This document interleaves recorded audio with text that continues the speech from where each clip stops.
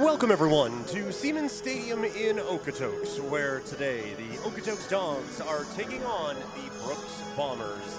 It is Christmas in July here in Okotoks. Thank you so much for hanging out with us and starting your weekend here on FloCollege. Peter Klein with you as we get set for what should be a very interesting matchup here today with the Okotoks Dawgs and the Brooks Bombers. For the Dawgs, they're going to be happy to just be playing baseball games, as this stadium played host to the All-Star game that we all saw get shortened a little bit by the weather.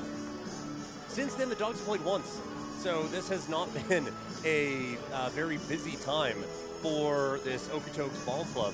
We will see how they are able to respond and what they look like going into this matchup today. They're taking on a Brooks team that has found a bit of a groove here post All-Star break, as they have won a couple games in a row with a couple wins over Fort McMurray, splitting a series out there, a very important one at that, as the Bombers, with a couple wins back-to-back, are able to move to within a game and a half of Fort McMurray for that fourth spot in the WCBL's West Division. 6-4 in their last 10. They're going to be looking to continue that tonight in what should be, again, a big game against the Okotoks Dawgs. We talked about them before. They haven't played a whole lot in the last little while, just one game since the All-Star game, and that was a 7-5 loss against Sylvan Lake a couple of days ago. So Okotoks fans will tell you, hey, they're fresh and ready to go.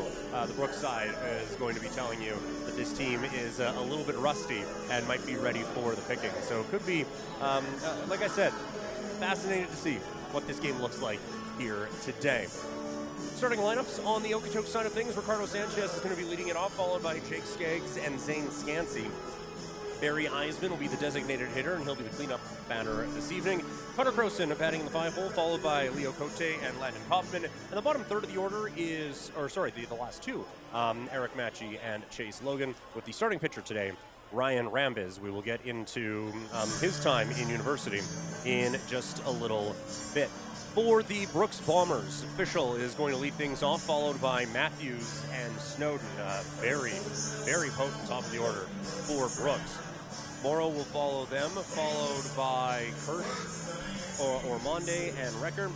Then it is Bedford and Secret Couture, with Walkers as the starting pitcher.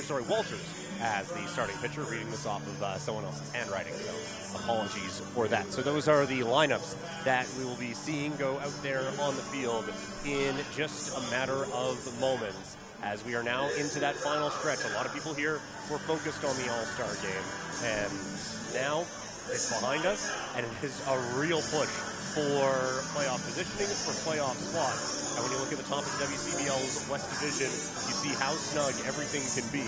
The Dawgs have a 2-game lead on Lethbridge going into play tonight, while the Sylvan Lake Gulls are just 2.5 games back.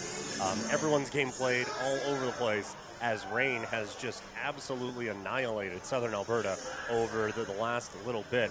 We do only have a couple of games going on. That can't be right. Yes, no, we have a few more than that. A couple, sorry. I was looking at the wrong part of Point Streak. But Sylvan Lake not in action on this Friday. They will be looking on to see what happens with Lethbridge taking on Fort McMurray. That game just about to get underway out at Spitz Stadium as well. And then this one here, the Okotoks Dawgs and the Brooks Bombers. We mentioned before, on the pitching side, Ryan Rambiz is going to be starting for the Dawgs. We'll get into a lot of the particulars a little bit more as the game goes on, but he had quite the year at Portland University. He's thrown just 1/3 of an inning. He has struck out the only batter he has faced in WCBL play, which would give him just an absurd K per 9. But he has been very effective at university, including throwing a perfect game this year where he struck out 12, induced 9 ground balls, and only needed 90 pitches to go 27 up, 27 down against Seattle. That one coming back in February. There are a lot of very interesting notes coming out of that one, but certainly a pitcher to keep an eye on today, as the Okotoks Dawgs looking for some innings, looking for a little bit more effectiveness out of that out of that pitching staff that has been very strong for this team this year. But if you can find another gem, that certainly would help them out down the stretches. Obviously, in this league, there can be a lot of players making their way out of town a little bit earlier than the season's conclusion. So the Okotoks Dawgs adding a bit of depth with someone who was very effective out of Portland University with Ryan Rembis. Again, the perfect game with them. And he's not someone who started a ton of games before that, but really was able to stretch things out this year out of the University of Portland. Again, would love to go through some of the other stats for the Dawgs. They just haven't played a whole lot. Just the one game, a 7-5 loss at the hands of the Sylvan Lake Gulls. But it is a lineup that we are getting a little bit more familiar with. You can start to see now as the games are ramping up, a few more guys who are at least getting the regular starts as these go along. So it's the familiar top of the order with Ricardo Sanchez, Jake Skaggs up there, Zane Scansey, and Barry Eisman. Today, with Leo Cote over at first base, it means that you have a very big power bat potentially coming off the bench in Nash Kroll after his performance in the home run derby. So the Okotoks Dawgs have kind of found their groove here a little bit. There was a lot of questions around here about what was going to potentially happen with this team as the season started. With them being around 500, those questions have kind of gone away as it's gone on at now 30-14. They not comfortably atop the West, but certainly back in a familiar position as they look for an unprecedented fourth straight championship, while Brooks again is looking to battle their way back into it. Interesting that the two teams battling there for that fourth spot, Brooks and Fort McMurray, both facing teams that are in the battle for the top spot in the WCBL's West Division. So there's going to be a lot of scoreboard watching on all of the sides as we roll through here into the end of July with just a few games left. It's going to be, I feel like at this point you have to take advantage of the days you only have one game, because there's going to be quite a few makeup games to deal with as we roll on. It is Christmas in July here at the ballpark in Okotoks. Let's send it down to Logan to get the festivities started. Oh, that's not very Christmassy. It's Christmas in July. How are we doing, Okotoks? It's Christmas in July. Thanks all of the Christmas decorations. And I gotta say, we've got a whole big Santa bag of gifts to give away to you all throughout our night tonight. So, when we are giving those away, I want you to make lots of noise. Simon is in the house as well. If you haven't seen him, make sure you get some photos with him. He's in his elf attire. He's ready to give away some stuff. And let's get this started the way we always do with our Serenity Fine Jewelry Dog of the Day. Presented, of course, by my good friends at Serenity Fine Jewelry. Today's song of the day, make some noise on the toast for Brady Dawgs. Coming to us from Portland, Oregon, attending Bellevue University this fall. He wins his contest against Sylvan Lake. He went 4.28, only allowing one earned run, facing 21 batters. He has been a great starter for you, Dawgs. We are so glad he's time to come back. Congratulations, Brady. We've got a very, very exciting night for you tonight, and let's go out to the hometown and to Bill McAlpine press box. Hey, Mike, let's get tonight's starting lineup.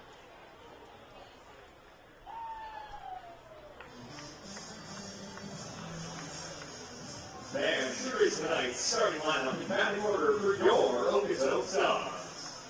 Batting it off tonight from Pittsburgh State University, the shortstop, number 8, Ricardo Sanchez.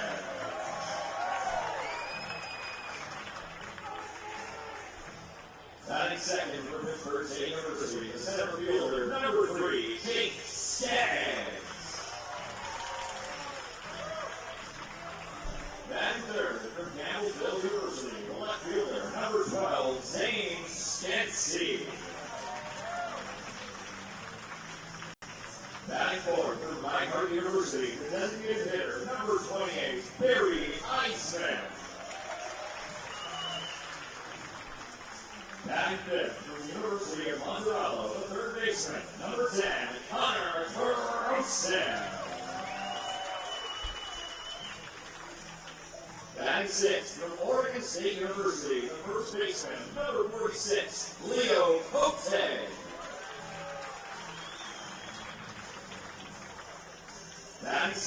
From the Dawgs Academy, the right fielder, number 41, Landon Hoffman.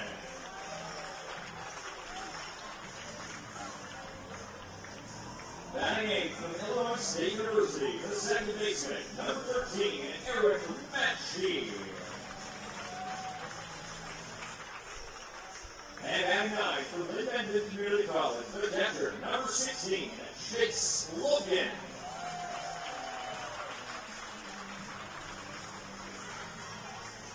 And tonight's starting pitcher for your Okotoks Dawgs from the University of Portland, number 11, Ryan Rendell. If you're able, remove your hands and you'll feel your sergeant. You'll sing our national anthem.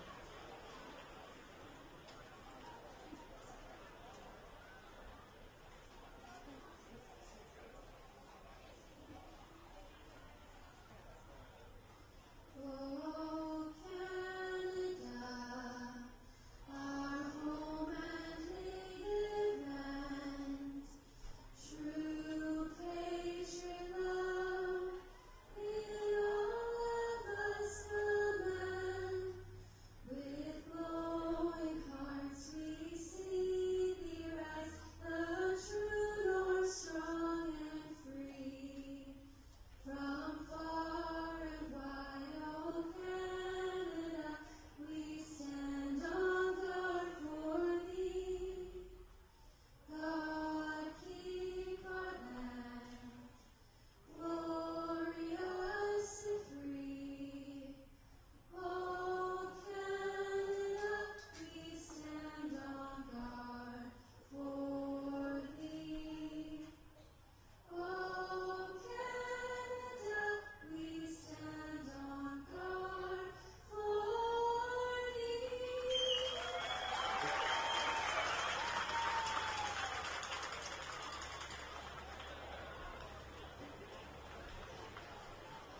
Thank you, Julia. Beautiful as always.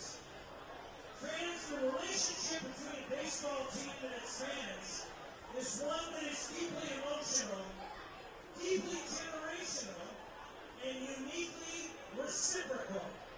And about a dozen years ago, the Frick family joined our family, and they became part of this amazing experience at Siemens Stadium. Sadly, in October, their husband, their dad, their grandfather, and their son, Brian, passed away. Recently, the family celebrated Brian's life, and they asked friends and family to support something that meant a great deal to Brian and to his family, and they selected the Okotoks Dawgs Academy. As family and friends at his celebration of life, they raised $2,300 that they have donated in Brian's memory to the Dawgs Academy. I'm joined on the field by Brian's wife,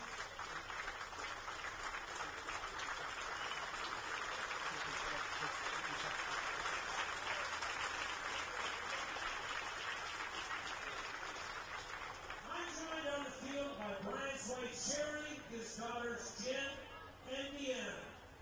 And this donation reflects Brian's passion for baseball, his enjoyment of the time with his family at Siemens Stadium, and it reflects the many memories of enjoying Siemens Stadium together.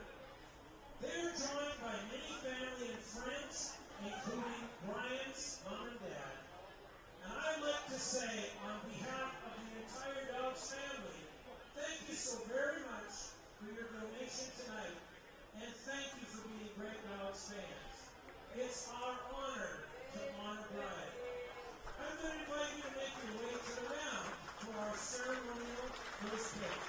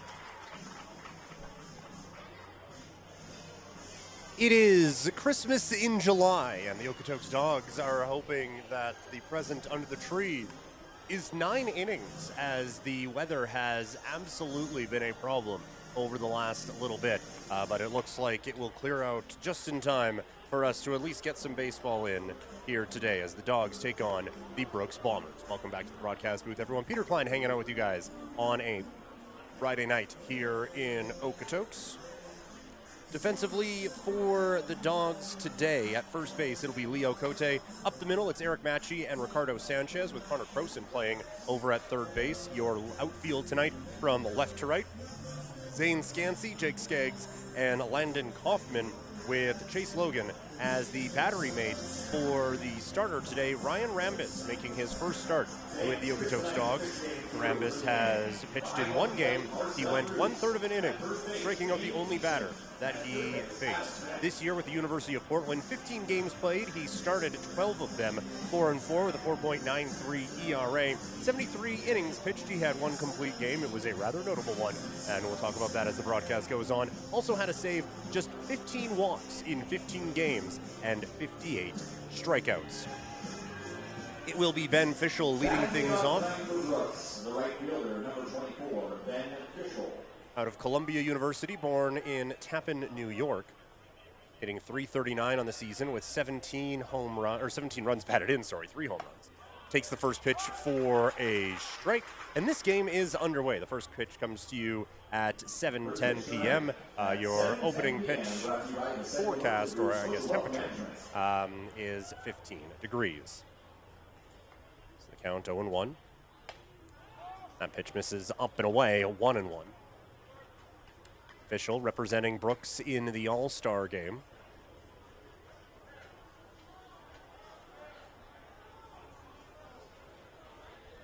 Up here with an even count, 1-1.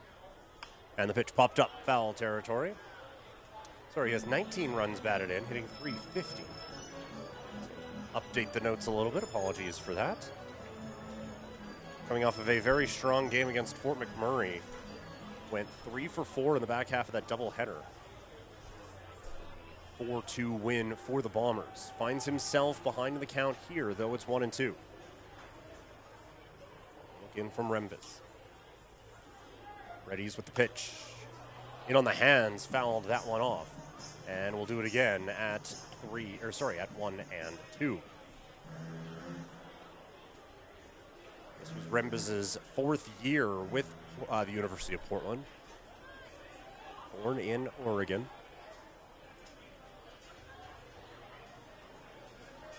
Long look in, couple shakes off.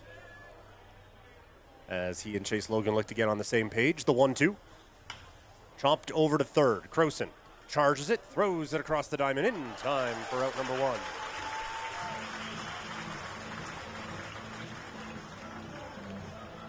As mentioned, we have had quite a bit of weather here over the last little while, so that not an easy play with the grass playing a little bit slower than you are used to. Croson able to charge that and make the play.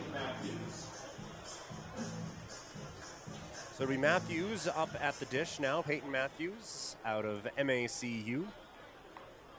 Born in Chicago, Illinois. He is an all-star. Takes that pitch up. It's 1-0. Matthews this year hitting .343 with 7 home runs, 23 RBI. And he is a problem when he gets on the bases. The 1-0. Fouls this one straight back into the top of the netting, and it'll be 1-1. Matthews has a stolen base in each of the last 4 games that he has played in with the Bombers. He has 16 steals on the year. Also riding a 3-game hit streak. He has 5 hits during that time. The 1-1. Swing and a miss, and it's 1-2.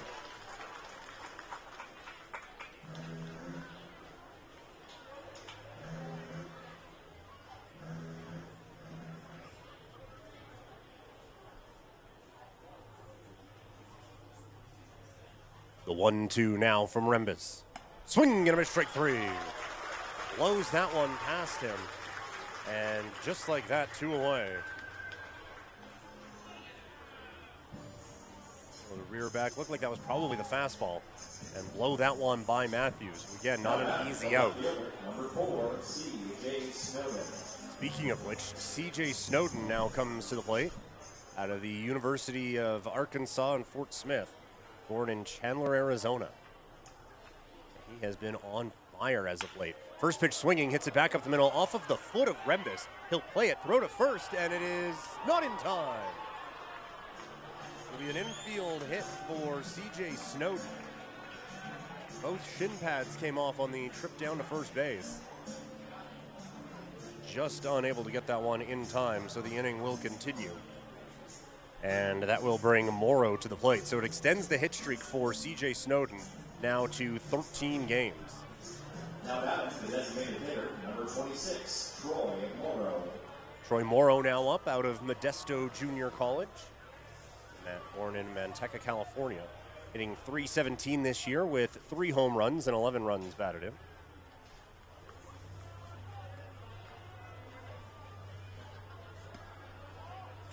That pitch misses low, 1-0.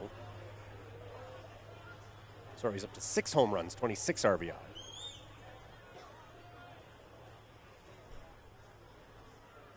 And he's up ahead in the count here and has a runner on base. Runner goes, the pitch, a ball, the throw to second base, not in time. It is a stolen base for C.J. Snowden. That'll be 28 on the year for him now.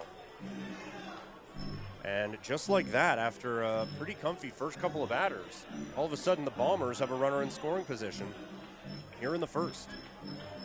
Counts 2-0 to the cleanup hitter. Morrow again, 6 home runs, 26 runs batted in.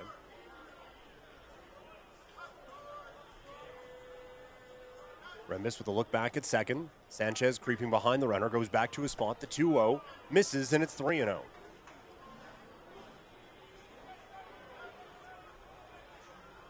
Mentioned in the opening, the walk, not a gigantic problem for Rembus this year at Portland. He had just 5 all year. He has a hole to dig out of right now. The 3-0 pitch from Rembus. In for a strike, had some snap to it. It's 3-1.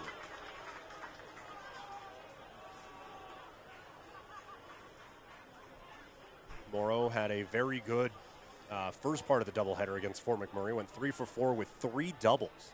Drove in 2.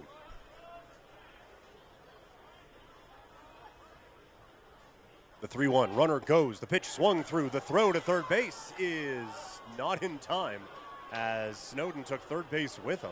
So it's another stolen base. Good pitch there from Rembus, makes it 3-2. As he will look to strand the speedster over at third base. There is obviously a bit of a pause as they need to put third base back in. And a Dawgs player racing across the field to help out. Have to say that's a new one for me. Haven't seen the base get knocked out a whole lot on a stolen base, and haven't had many delays to put a base back in before. They're getting it situated, and we should be good to go. So the count is full now to Troy Morrow.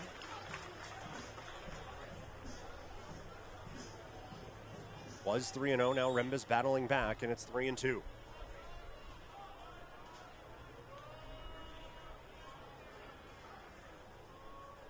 And the pitch.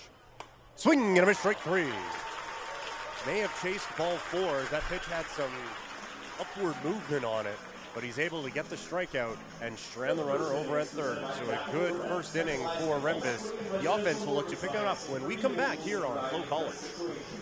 Visit nationaldirect.ca and learn more today.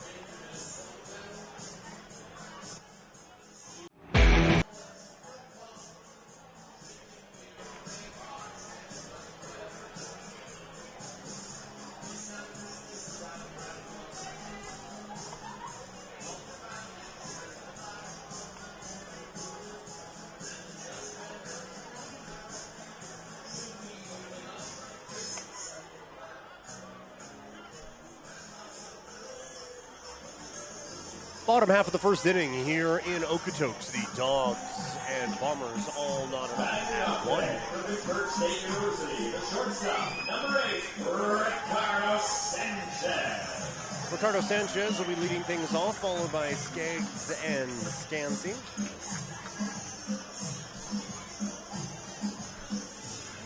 Pitcher on the hill for Brooks today is Brian Walters, the righty out of Adams State University, born in Castle Rock, Colorado. First pitch to Sanchez is in for a strike. It's 0-1. Sanchez coming off of his appearance in the All-Star game, hitting .340 with a home run and 20 runs batted in. The 0-1 misses high, 1-1. Walters making his 8th appearance of the season, 7th start. He's 1-3, 7.75 ERA, 31 1/3 innings pitched, 31 strikeouts and 12 walks. The 1-1 to Sanchez is a breaking ball, and it popped it up. Right up the elevator shaft, back behind home plate. Kirsch is there, and he'll make the play for out number 1. Defensively for the Bombers, it is Wyatt Ormonde over at first base. Derry Steidert Couture is at second. J.R. Bedford is at short. Seth Recker is over at third base. Your outfield, left to right, is C.J. Snowden, Peyton Matthews, and Ben Fischel. And he's been introduced to Liam Kirsch, who is the battery mate for Brian Walters today. Walters got into 14 games with Adams State University's Grizzlies, 13 starts. 4-7, 8.23 ERA. 62 1/3 as that pitch hit him. Skaggs took that one, looked like off the top of the foot or in the ankle area. Either way, probably sucked as he limps his way over to first base. So not the way you want to start. He has to limp his way over to the bag. Obviously all right if he's going to be staying in the ball game, and that'll be Zane Scansey, the left fielder today for the Dawgs. Again, another one coming off of an all-star game appearance. Hitting .366 this year with the Dawgs, 10 home runs, 41 runs batted in. And they're going to keep looking over at Skaggs at first base. Still seems like he's in a bit of discomfort. But looks like he has been given the go-ahead. So 1 on, 1 out for Scansey, who has a home run and 2 RBIs in back-to-back games. Breaking pitch misses inside, 1-0. Now, those games are a week apart because of the weather in the All-Star game here. Still, home run, 2 RBI against Sylvan Lake, and then ditto against Regina on the 23rd and 17th. Pitch misses outside, 2-0.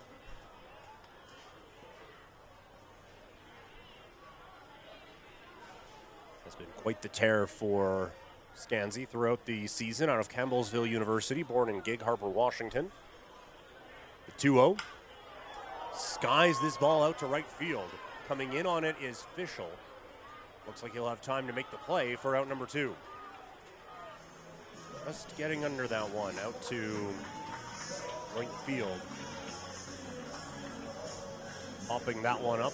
Still hit it hard, just again, got under the bit, and that'll bring Barry Eisman to play. Number 28, Barry Eisman.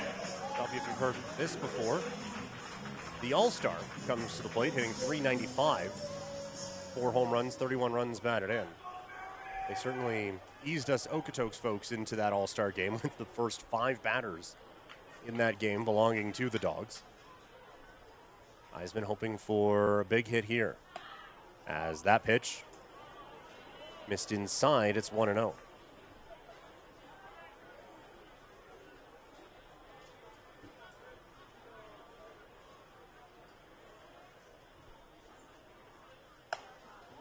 Now 2-0 on the pitch that misses up and away. Eisman has one of his 4 home runs against Brooks this season. It was a 2-run home run.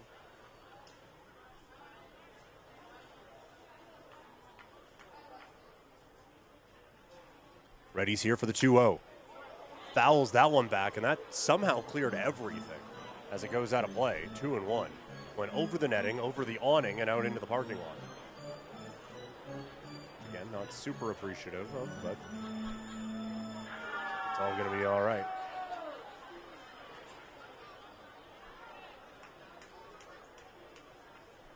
That pitch misses outside, now 3-1.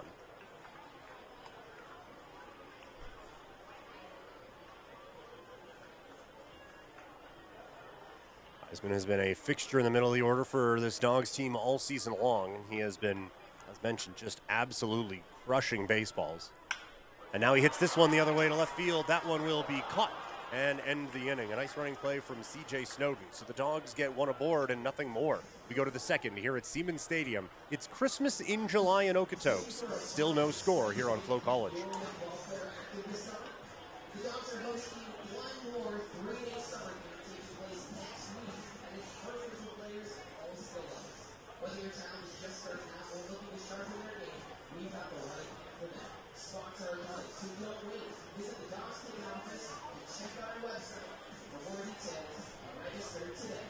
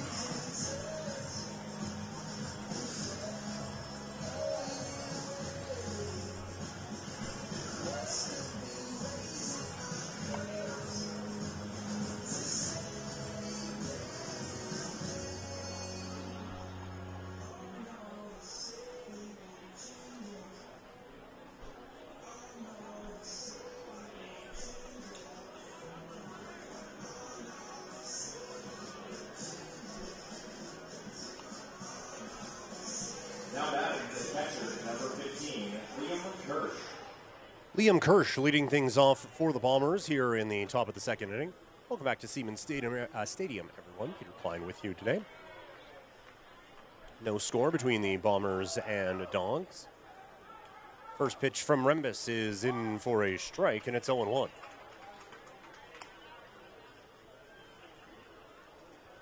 Kirsch followed by Ormonde and Recker. Kirsch hitting .315 this year with a couple of home runs. 15 runs batted in. The 0-1 misses inside. It's 1-1.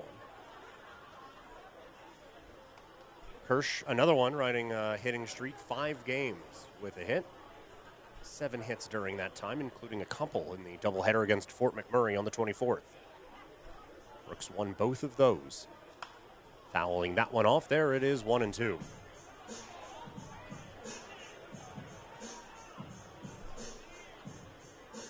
Mentioned before, Rembus with a perfect game this year with Portland. It came back on February 25th against Seattle University. 90 pitches, and it was his first start of the season. The 1-2. Just missed inside. It's 2-2. At a, to that point, career-high 12 strikeouts. It was the first perfect game in Portland Pilots history. And the first no-hitter of any kind since 1958. The 2-2. Chopped back toward the mound. Rembus, second time he's had to feel it. He slips, throws it to first. The stretch from Cote in time to get him. A bit of a footing issue there for Rembus, but he recovers nicely to get the out, and there's one away.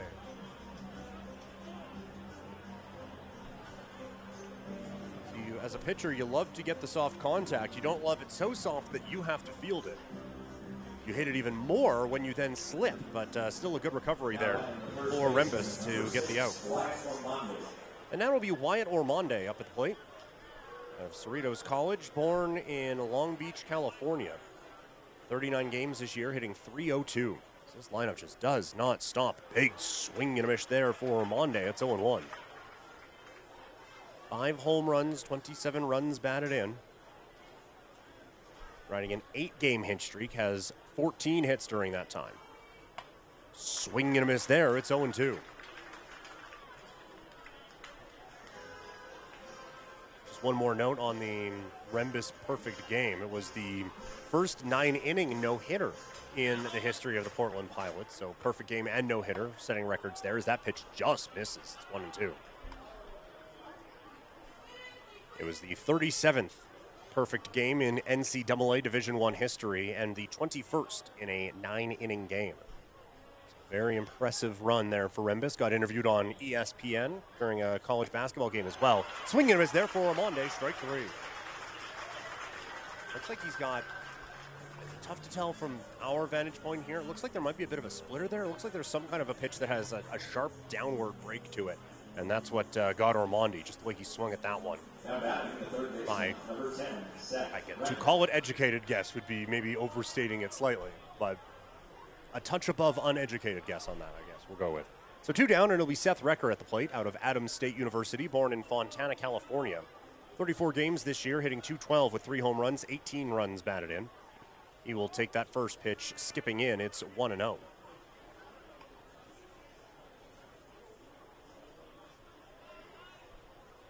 Recker coming off of an 0-for-3 game in one of the doubleheader matchups against Fort McMurray.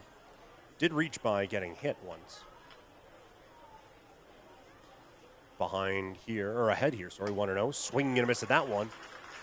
1-1. Looked like it was an off-speed pitch that Recker was just out in front of. Had a big game against Regina just before the All-Star game. Went 3 for 6 with a couple of RBIs against the team from the Saskatchewan capital.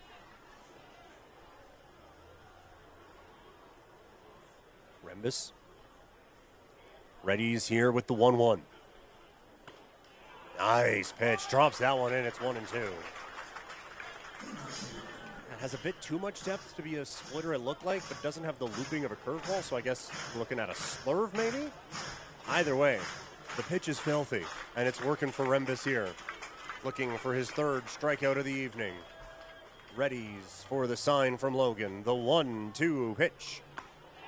Got him looking. Strike 3 called. Rembus beats the outside corner. 3 strikeouts through 2 innings. We go to the bottom half of the 2nd inning here at Siemens Stadium. Dogs and Bombers deadlocked at 0s here on FloCollege.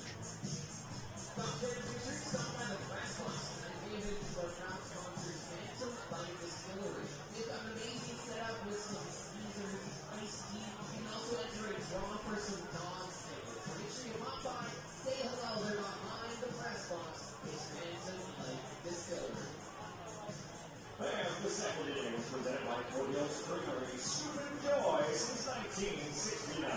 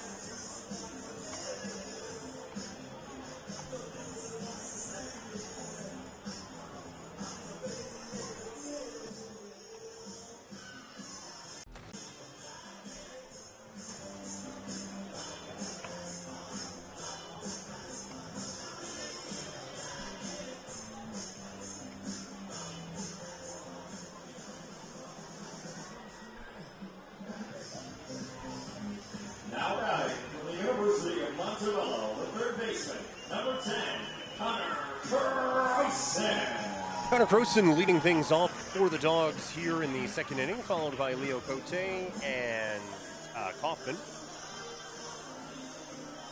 Their first hit of the ball game.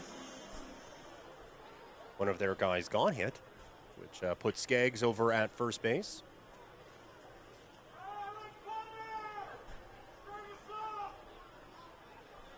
We have a wardrobe malfunction as Liam Kirsch is getting everything figured out.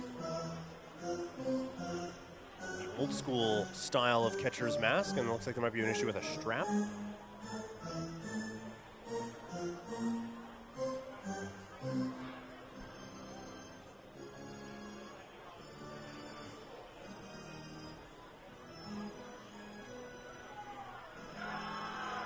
appears to have it figured out now, so we will get to play on here in the bottom half of the second inning. Connor Croson, again, all-star with the Dawgs this year, hitting .388 with a couple of home runs, 34 runs batted in.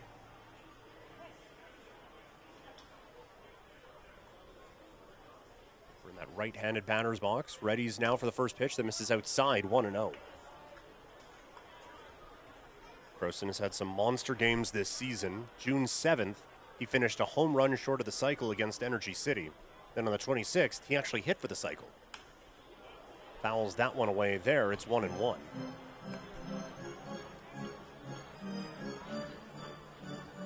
Facing Brian Walters, out for his second inning of work.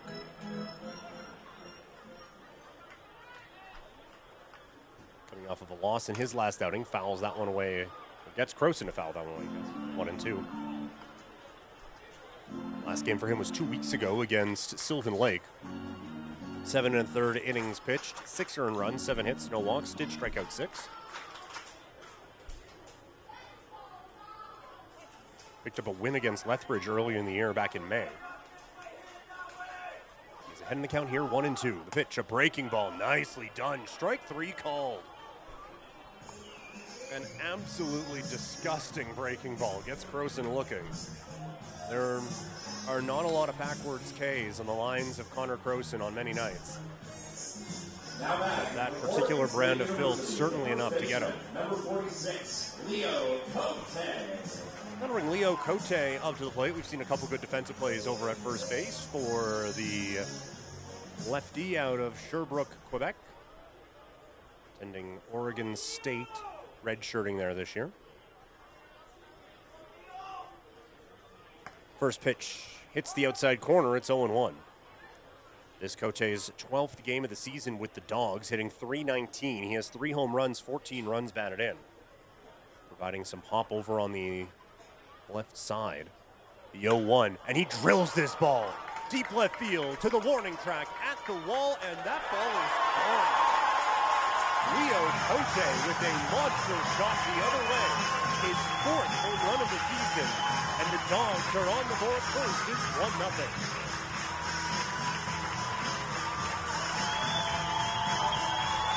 Power-hitting lefty likes the ball up. He got it there, and it didn't come down for a while. Drilling that ball with some great power the opposite way. So the first hit of the ball game for the Dawgs is also their first run. It's 1-0. Now batting from the Dawgs Academy, the right fielder, number 41, Landon Kaufman. And that'll bring Landon Kaufman to the dish, and now he pops it up over the other way to right center field. Drifting back and making the play at second base is Steert Couture, and there's 2 away. Can't blame Kaufman for trying to jump on the first pitch. Maybe sometimes you can catch a pitcher still frustrated from the last one and have a bit of an ambush, but just got under that one. And now it'll be Eric Matchey at the plate out of Edmonton, Alberta, attending Illinois State University. Matchey hitting .280 with a home run and 13 runs batted in this year. Swing and a miss of the breaking ball there. It's 0-1. For Cote, that is his 3rd home run against Brooks this year. Home run against them here on Canada Day, also on July 6th, and then just a few moments ago. Matchey takes that one for a strike, and it's 0-2. Matchey didn't get an at-bat in the one game the Dawgs have played this week against Sylvan Lake, but he did come across home plate. The 0-2. That one misses inside, and actually it hit Matchey. So the 0-2 pitch ends up clipping the Dawgs second baseman. And with 2 away, the inning continues, and that will bring Chase Logan to the plate. Second hit by a pitch for the Dawgs today. Now batting from Lynn Benson Community College, the catcher, number 16, Chase Logan. And now Chase Logan to the plate, hitting .214 this year with 2 home runs and 7 runs batted in.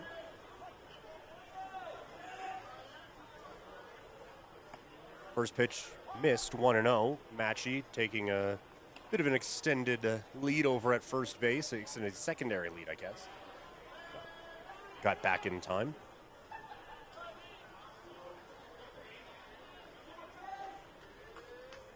Still a good lead over at first. That one hits the outside corner. It's 0-2.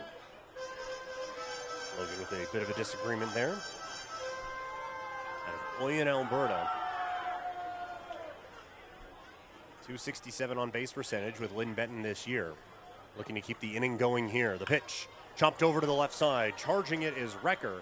His play is to first. The throw is caught. And the inning is over, but not before. The Dawgs strike first. Leo Cote with a bomb to left field has Okotoks up 1-0 heading to the... For more than 25 years, we've been there, helping Canadians find the extra space they need to grow and to create new memories. Access Storage. Buy Canadian, store Canadian.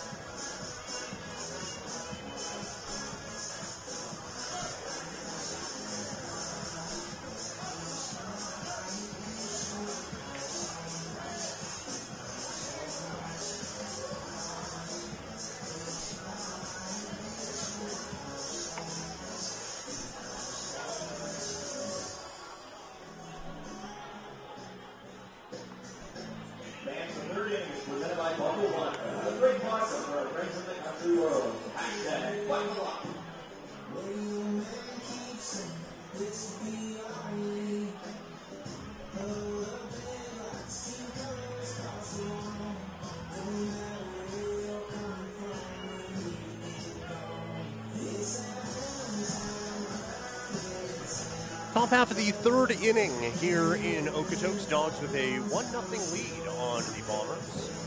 Welcome back to FloCollege, everyone. Thanks for starting your weekend with us. J.R. Bedford will be leading things off now for the Bombers. The 8-9-1 for Brooks. Bedford swings through that one. It's 0-1.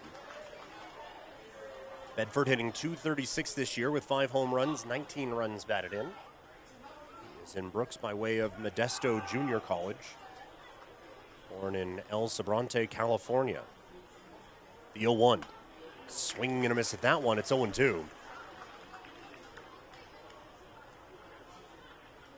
Bedford, again, the 236, probably not where he would want it to be, but is on a bit of a tear right now. Has 4 hits in a 3-game hitting streak.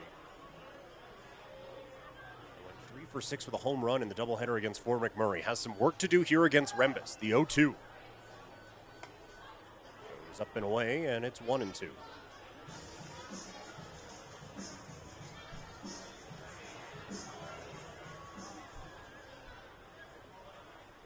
Talked a bit about it before. This is a very talented Brooks lineup. When you see either the batting averages or the home run totals going up and down this order, it is a tough night for a pitcher. The 1-2, swing and a miss, strike 3. Bedford goes down. It's 3 straight strikeouts for Rembus.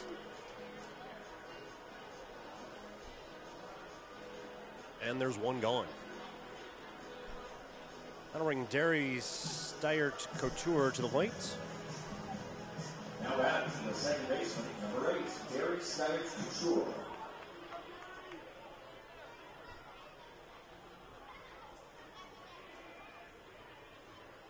First pitch is outside, 1-0. Steyert Couture has one of the more interesting lines you will see. He's played 14 games this year, just the one for 24, but he has walked 4 times and has scored 5. So every time this guy gets on base, he crosses home plate. Swing and a miss at that one, 1-1. He also has a couple runs batted in. So, again, maybe the at-bats don't always go his way, but things happen when this guy is out on the field. That is for sure. Cerro Costo Community College. The 1-1. Big swing and a miss at that one. It's 1-2. Taking a big cut at that one. For Rembus, this was his 4th year at the University of Portland. He was able to get a start in 2022 and 2023, but this year really worked into that starter's role with 12 of his 15 appearances starting with him. Chopper to short. Sanchez has it, throws it across the diamond in time for out number 2. Ricky Sanchez, sure-handed there. You know that there is some speed going down to first base, but still recognizing he had a bit of time to make that play and get out number 2. And we'll be back to the top of the order now, and Ben Fischel.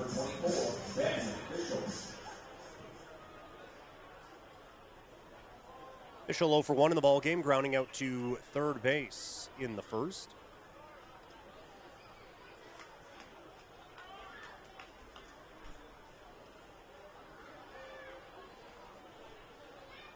Steps in here with 2 away. First pitch misses up and away, 1-0. Fischel, the all-star with, I mentioned before, 3 home runs. One of those coming against Lethbridge on the 4th of July. Went 3 for 4 in that game with a home run and 3 runs batted in.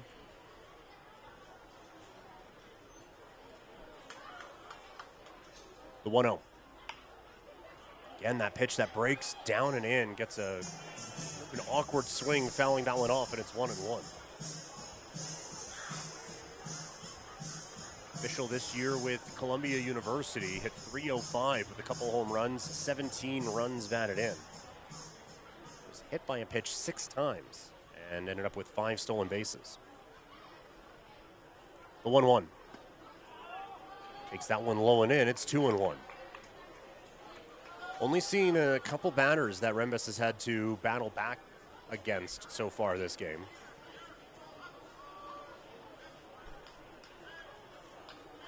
Worked back from a 3-0 count earlier, and now is behind here at 2-1. He is behind no more. That one's a strike. It's 2-2.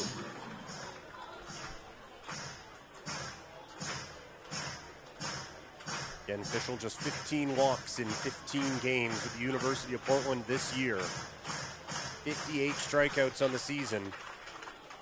He's looking for his 5th K of the evening here. The 2-2 pitch. Line to third, caught by Croson. Throws it across the diamond in time, and the inning is over. The Bombers go in order again. We go to the bottom of the 3rd here at Siemens Stadium. Dawgs up 1 on FloCollege.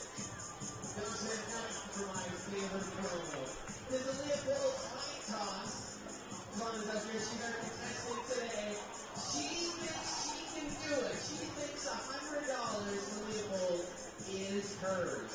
Are you ready?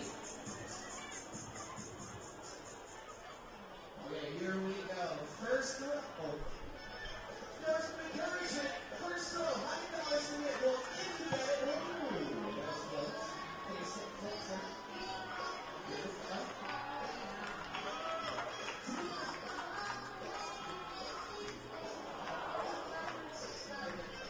There's one more. One more throw. Siemens Stadium. Can she make it?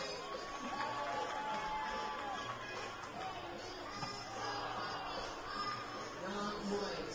There are enough people to fly Spanish no matter what. Can I get a big coat? Let's go.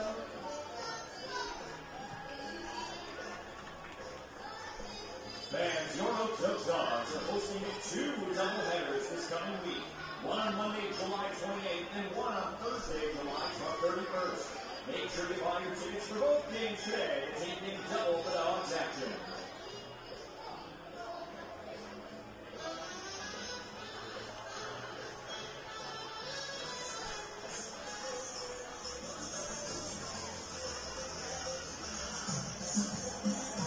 Now batting for Pittsburgh State University, the shortstop, number 8, Ricardo Sanchez. Ricky Sanchez leading things off for the Dawgs here in the third inning. Is obviously back to the top of the order with Sanchez, Skaggs, and Scansey. Dawgs up one here on what's turned into a nice night for baseball in southern Alberta.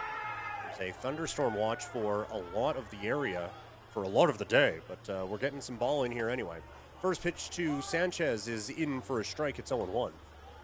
Sanchez popped out to second base in his first trip to home plate today.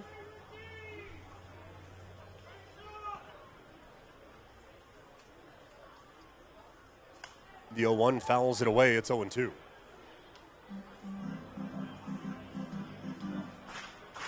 Sanchez, a rarity in the Dawgs game against Sylvan Lake, where he went 0 for 4. Just a couple games this season where he hasn't reached base. Had a big game right before the All-Star game against Regina, where he hit a grand slam. Helping the Dawgs pull away late in that game on July 17th. In a hole here, 0-2. Fights that one off and will do 0-2 all over again. Certainly not an easy strikeout is Sanchez. He has struck out just 12 times in 29 games this year. Walters will look to challenge that as he is at about a K per inning so far this year. 31 strikeouts in 31 and a third coming into the ball game. Has one strikeout through 2 here today. The 0-2. Sanchez lifts one in the air out to right field. Racing over after it is Fischel. He will settle under it and make the play for out number 1. Out-of-town scoreboard, we're going to start with Major League Baseball, so if you're avoiding spoilers, this is your warning now. The Toronto Blue Jays with a win over the Detroit Tigers. That, combined with the Brewers' loss to the Miami Marlins, means that the Toronto Blue Jays have the best record in Major League Baseball right now. The number 1 team, heading toward the trade deadline coming up next week. One away, it is Jake Skaggs at the plate. He checked his swing. It's 1-0. Skaggs reached base the hard way, getting hit on the foot in his first at bat. That one out of Pittsburgh State University, born in Walnut Grove, Mississippi. That one catches the inside corner. It is 1-1. Skaggs, 3 home runs, 17 runs batted in on the season. Had an excellent series against Fort McMurray when the Dawgs won up there earlier in the month. 6 for 14 with a home run. Takes that pitch outside. And it is 2-1.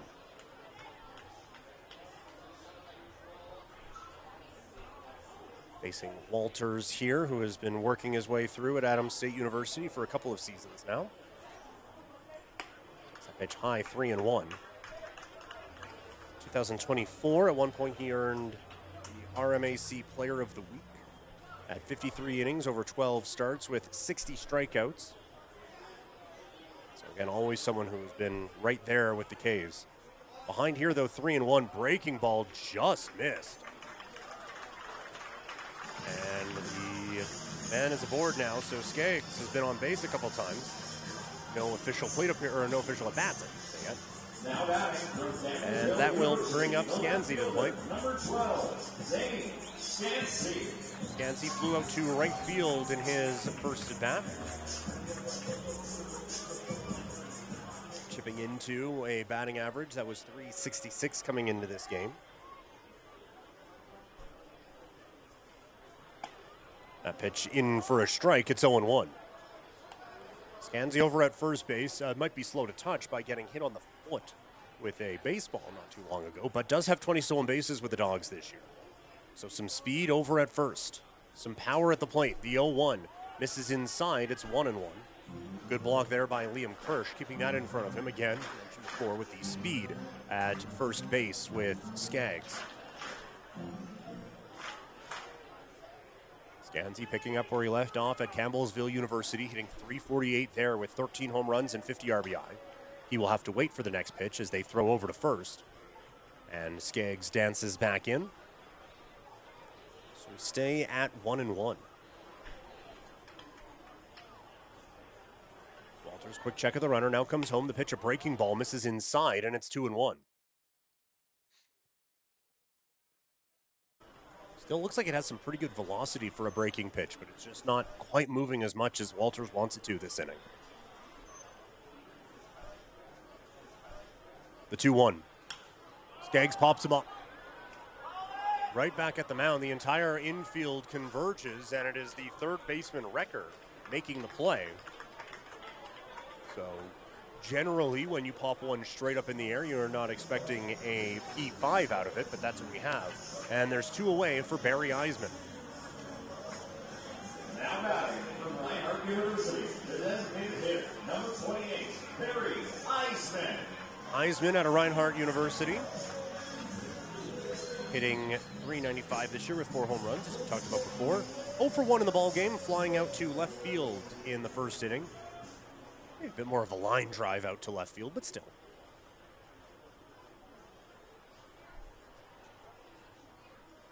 Already seen 1 home run come from the left-handed batter's box today. Dawgs hoping to get at least a hit out of this one here. With 2 away, the pitch misses outside. It's 1-0.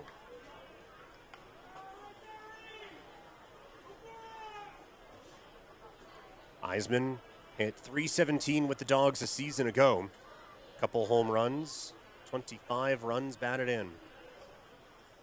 The 1-0. Takes that one outside. It's 2-0. Liam Kirsch held that ball there for a second. Are you sure? Are you sure you're sure? Okay, I'm just look, I'm just trying to help. Just trying to help.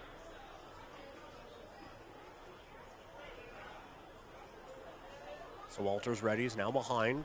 2-0. Pitch a breaking ball, misses outside, and it's 3-0.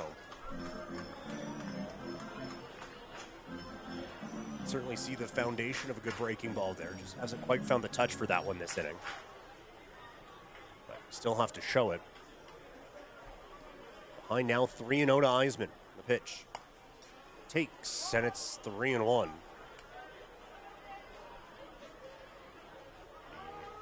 Dawgs designated hitter disagreeing with that one. Shake, but steps back in at 3-1. Skaggs runs the pitch, ripped foul. That one was parking lot bound, and the count is full now at 3-2. It was a laser beam foul over to the left side, and so everyone again taking account of where they parked their cars today.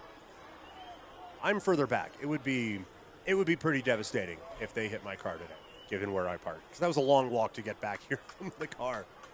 3-2, runner goes. The pitch misses outside, and the Dawgs are going to have a pair on with 2 away here in the third. Barry Eisman walks to first. So first and second with 2 away, and it'll be Connor Croson at the dish.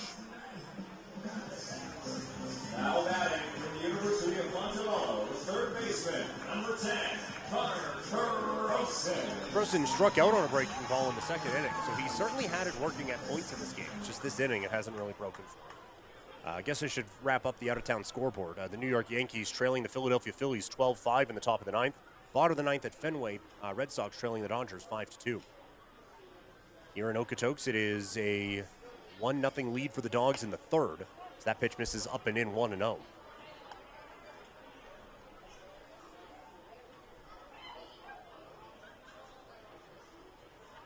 Croson hit .383 with the Dawgs a season ago, working on a .388 average coming into the night tonight.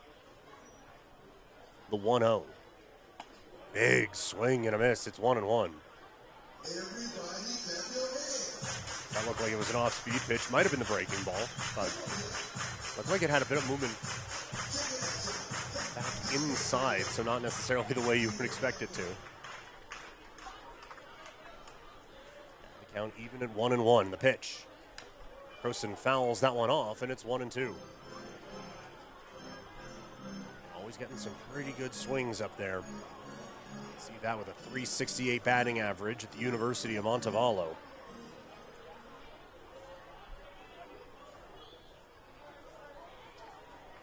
Getting ready now for the 1-2 pitch. Walters comes set. Swing and a miss, strike 3. A big strikeout to get Croson to end the inning. So the Dawgs threaten, but they cannot cash. To the fourth we go here at Siemens Stadium. It is a one-run ball game on FloCollege.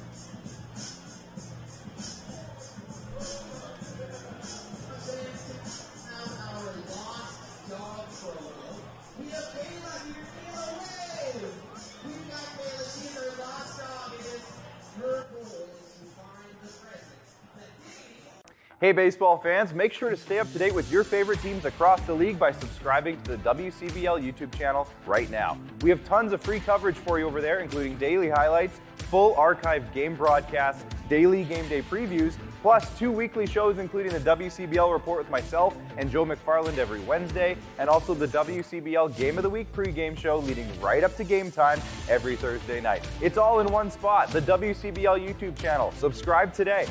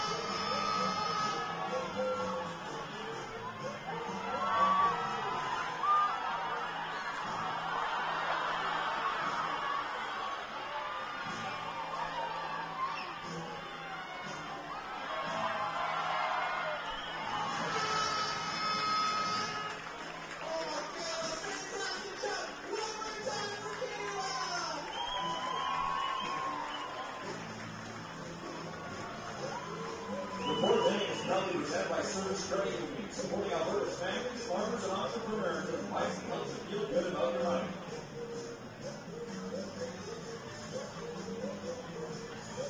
Now back into the center field, number 2, Peyton Matthews. Top half of the 4th inning here in Okotoks. Dawgs with a 1-0 lead on the Brooks Bombers. The Matthews, Snowden, and Morrow leading off for the Bombers here in the 4th. That pitch misses high and tight, 1-0. Matthews struck out back in the 1st inning. One of 4 strikeouts in the ball game for Rembes.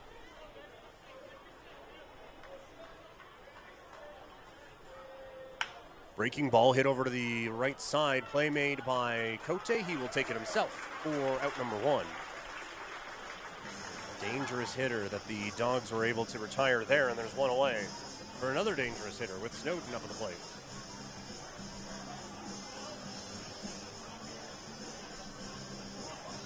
Now back into the left fielder, number 4, C.J. Snowden.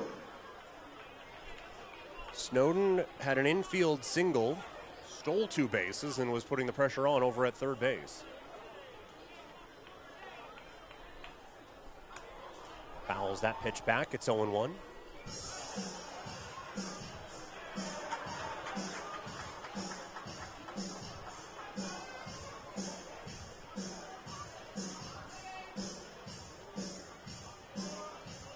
Snowden, we mentioned before, 12-game hit streak, now 13-game hit streak.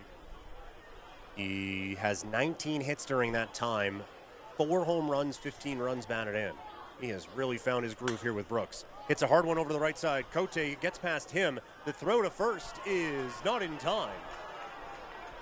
Cote couldn't get to that one. Matchy then had to wait for Rembes to get to the bag. And with the speed of Snowden getting there, that is 2 infield hits in the ballgame for the Brooks left fielder. And it'll bring Troy Morrow to the plate. So Brooks has not hit a ball out of the infield here in the 4th inning. Their 2 base runners are both Snowden on infield hits.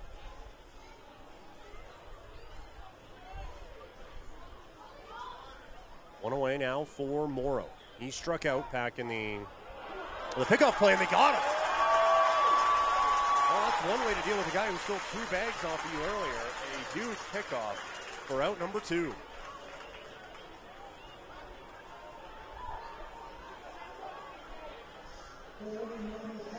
And apologies, I miscounted the Ks in my book.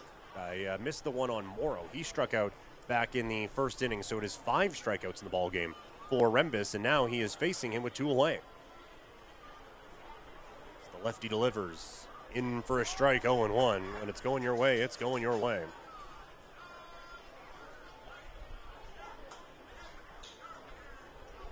Hitting .315 this year. And showing that pop with 6 home runs. Swing and a miss, it's 0-2.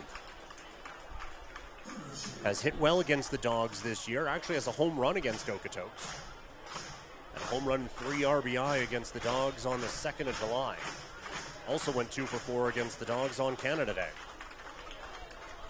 But is in a hole here, 0-2 in the lefty-lefty matchup against the Dawgs starter, who is dealing the 0-2, chopped over to the right side. Matchy has it, throws it to first, and the inning is over. Maybe a bit of an unconventional 1-2-3 inning, but the Bombers do go in order. We go to the bottom half of the 4th here at Siemens Stadium. Dawgs look to add to their lead next here on FloCollege.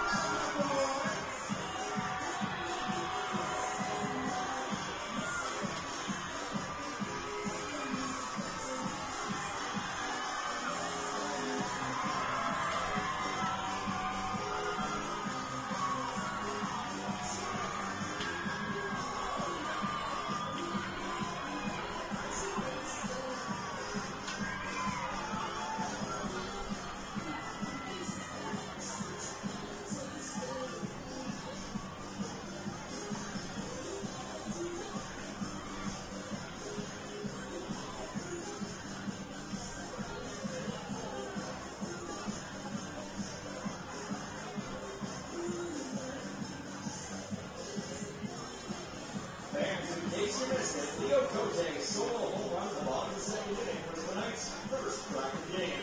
Brought to you by Thrive Family Chiropractic.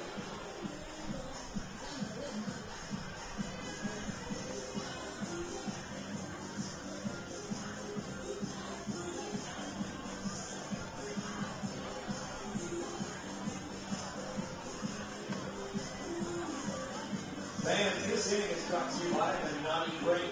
Locally owned wine market Holmes and Okotoks, Naughty Grain offers a great selection of delicious wine, the experience of craft beer, as well as a beautiful tasting bar for classes and engagements.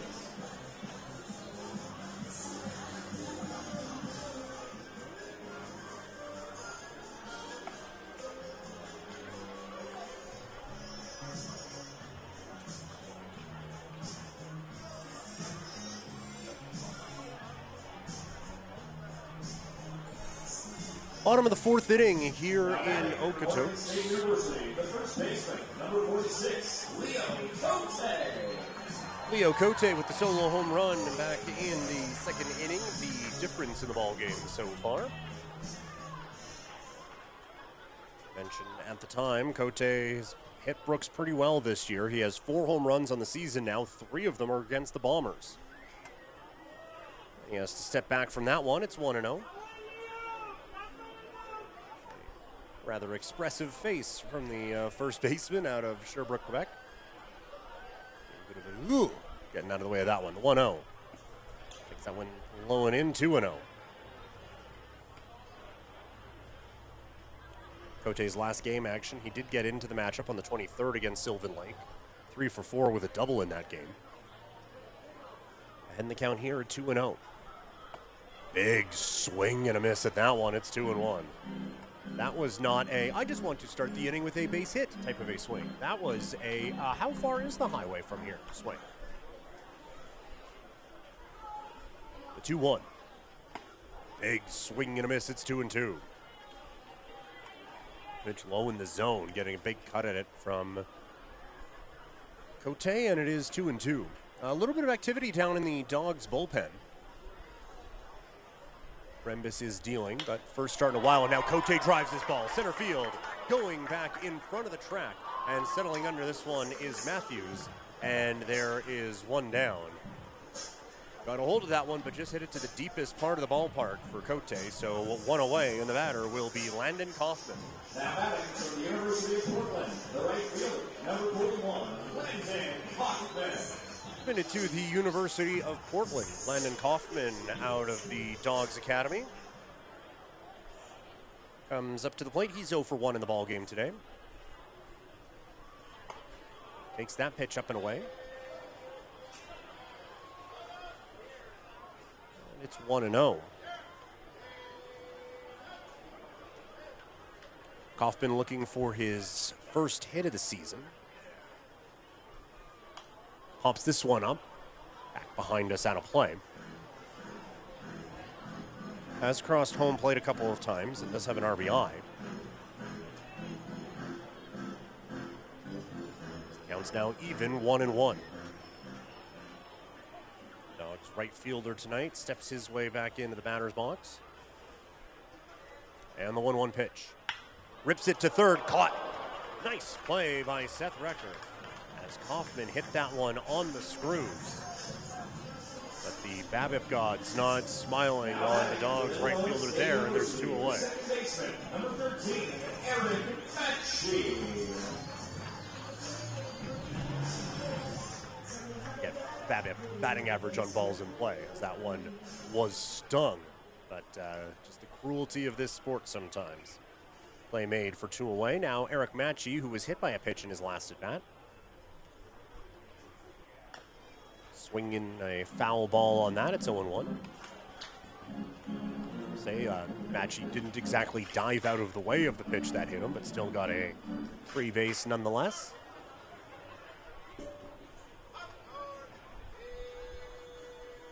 The 0-1. Pulls that ball foul, and it's 0-2.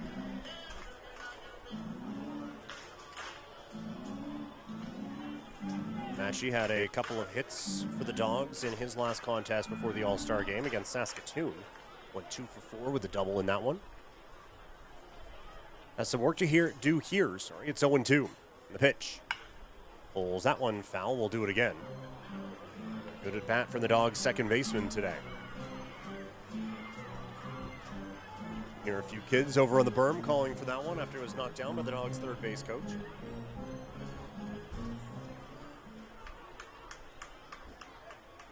And the 0-2 from Walters. Pulled down the left field line, but foul again. Just out in front of a couple of those. Hitting a few hard over to that left side, just not able to get it through. Here against Walters out of Adams State University. Also attended Northeastern Junior College. Pitch lined into left field. Breaking in on it is Snowden. He will make the play to end the inning. So a couple hard hit balls by the Dawgs go into gloves of the Bombers, and we go to the 5th here at Siemens Stadium. Pitchers duel breaking out. It's a 1-0 ball game for the Dawgs. Bombers look to pull even next on FloCollege.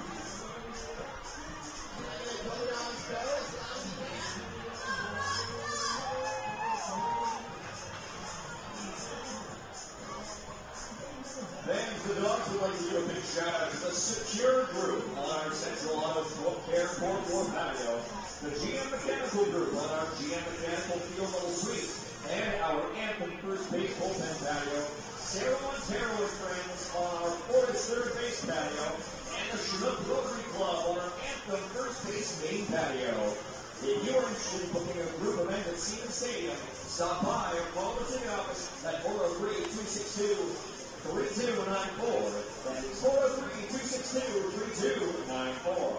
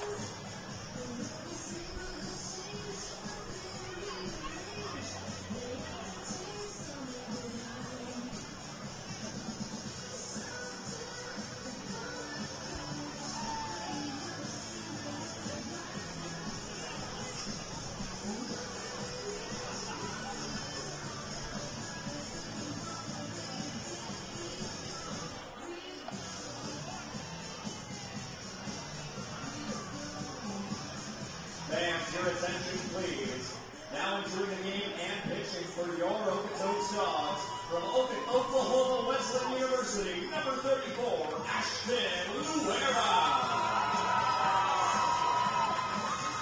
A very kind reception for Ashton Luera, making his first appearance of the season for the Okotoks Dawgs.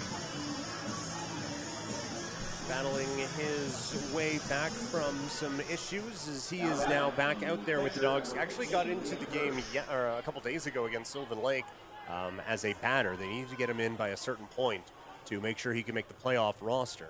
And it is out of the frying pan against a lot of fire now, as you will notice here in a second, as Ashton Luera can bring it. Facing Liam Kirsch.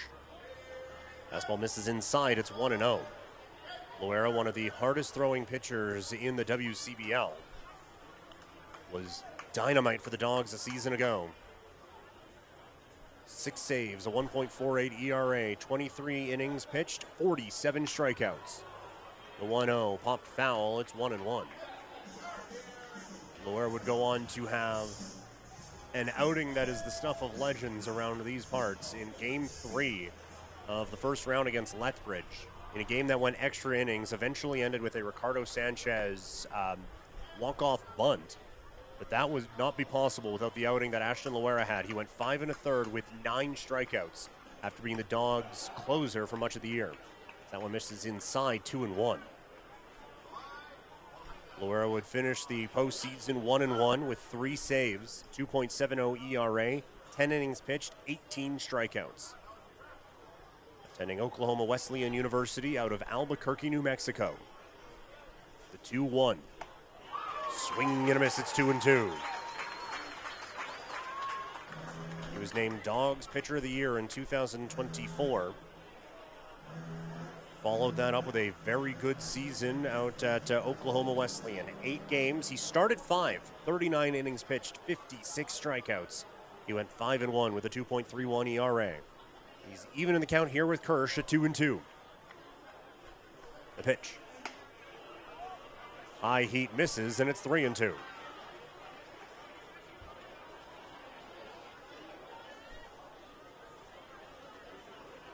Out here against Liam Kirsch, who grounded out to the pitcher in his first at-bat. Has a 5-game hitting streak going. Has a full count here in the 5th. Sails on Luera, and it is ball 4. So Luera maybe with a little bit more giddy up on the pitches, trying to settle things down. First baseman, number 6, Wyatt Ormonde. And it'll be Wyatt Ormonde up at the plate now. He struck out, one of 5 strikeouts in the ballgame for Rembes.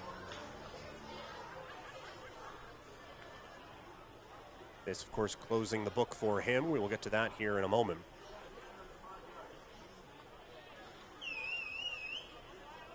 As he comes set, looking back at first, now comes home. First pitch swinging is Ormonde. It's a strike. It's 0-1.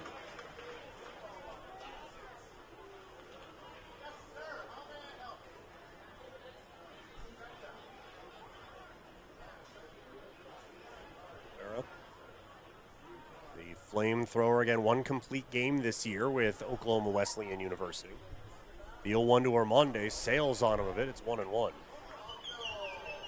So still trying to get some of the feel back for Luera. Not an easy guy to get that feel back against, as Ormonde is riding an 8-game hit streak, 14 hits during that time. Batting average over 300 with 5 home runs on the year. It's a 1-run ball game here in the 5th. The 1-1. Swing and a miss, it's 1-2.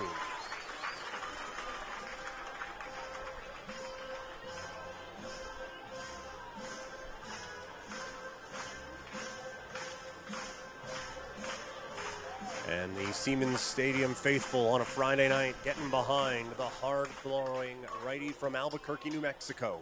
The 1-2. Swing and a miss, strike 3. Luera brings the heat and gets his first K of the 2025 season here in Okotoks, and there's 1 down. That'll bring Seth Recker to the plate. Third baseman, number 10, Seth Recker.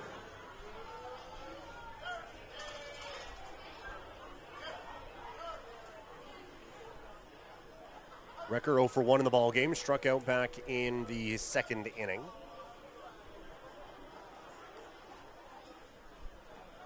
As the potential tying run over at first in Liam Kirsch. The catcher has 5 stolen bases this year, so will run. That pitch missed. It is 0-1. Recker made second team all RMAC this year with the Adams State University Grizzlies, hitting .272 with 6 home runs, 28 RBI. Getting that nod at third base there, and we can see why. A couple good defensive plays here tonight. The 0-1 misses up and away. The throw back behind the runner, not going to be in time. Just a bit of a reminder to Kirsch to mind his P's and Q's as he dives back in. It's 1-1.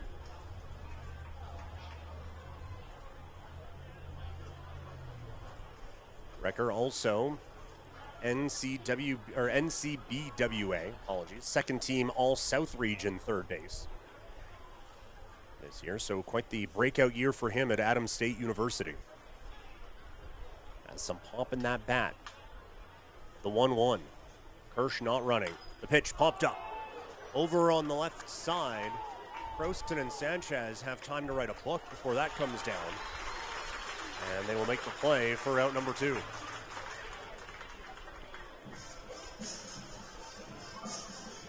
Pitch up in the zone, that speed. Tough to do a whole lot with that one, just hitting it straight up. And now it's J.R. Bedford getting some last-minute instructions from Recker. Imagine it includes, he throws very hard. Bedford out of Modesto Junior College. 0 for 1 in the ballgame, struck out against Rembiz in the third inning. And the pitch. It misses up, it's 1-0. There is some activity behind Loera, so while he did get to start a few games this year at Oklahoma Wesleyan, looks like it may just be a one and done for the former closer. Could be potentially future closer, but getting another power arm back going into the postseason run. The 1-0, swing and a miss, 1-1.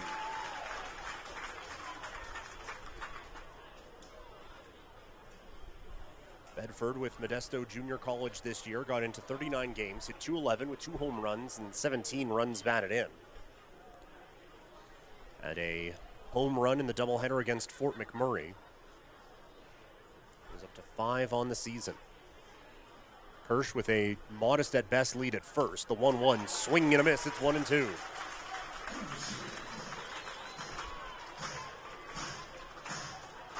And now under the Friday night lights here in Okotoks, the crowd one more time gets behind Loera. Looking to finish off his first inning of the 2025 summer in Okotoks in style. The 1-2 pitch. Breaking ball, frozen, strike 3 call. Loera fired up. You can tell that meant something to him as he is back with the Dawgs. 2 strikeouts in the inning, and we go to the bottom of the 5th here at Siemens Stadium. Okotoks up 1-0 on FloCollege.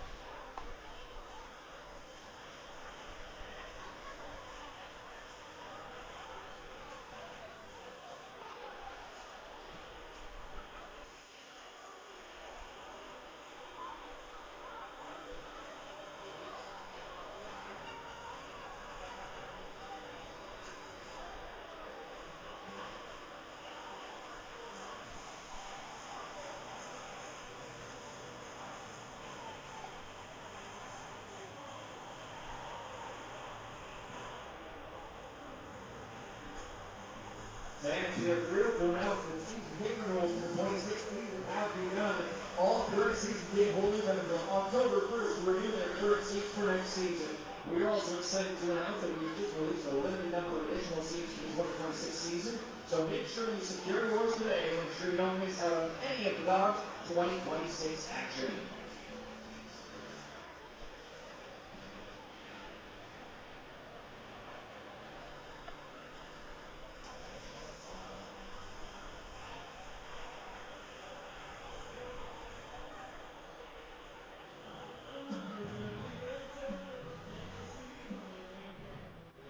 Now batting from Invention Community College, the catcher, number 16, Chase Logan.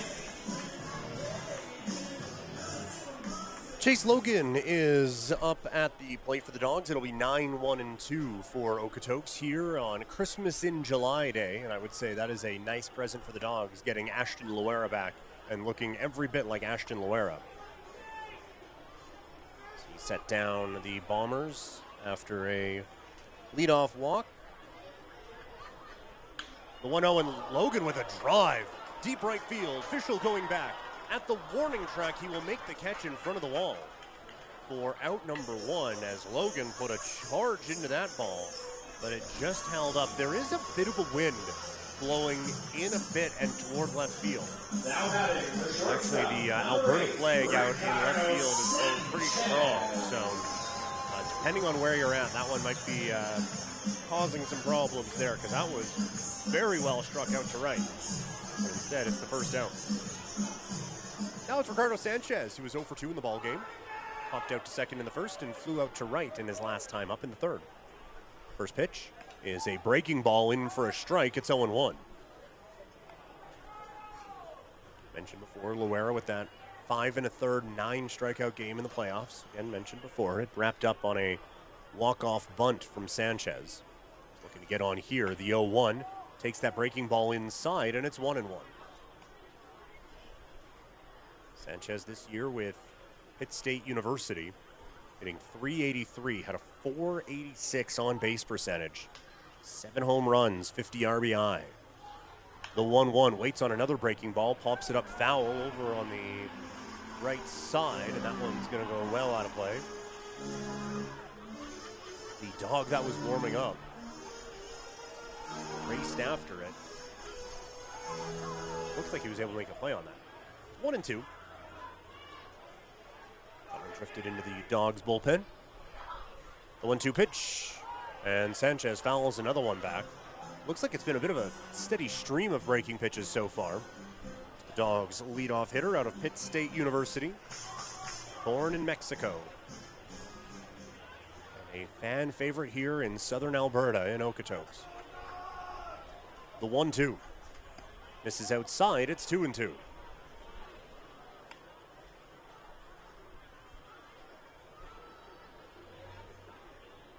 Sanchez with that great eye up at the plate. 22 walks in 29 games this year. That's a 5-walk and 4-walk game this season. The 2-2 misses up, and the count is full at 3-2.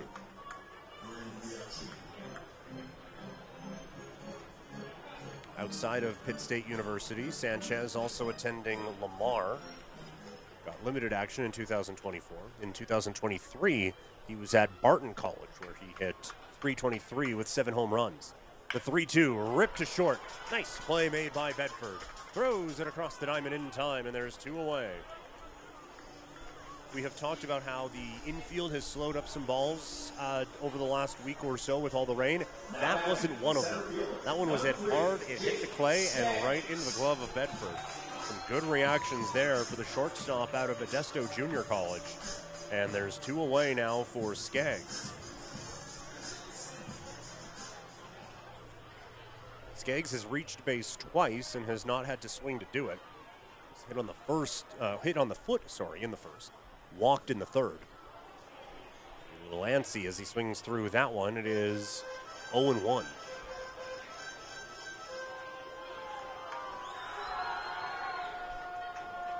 Skaggs at Pitt State University. .287 with 4 home runs, 41 runs batted in.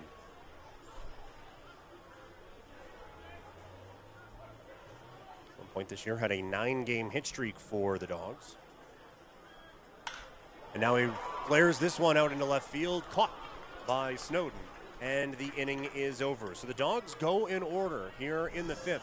We go to the 6th. Siemens Stadium in Okotoks is the site of a good one today. Dawgs and Bombers, 1-0 Okotoks here on FloCollege.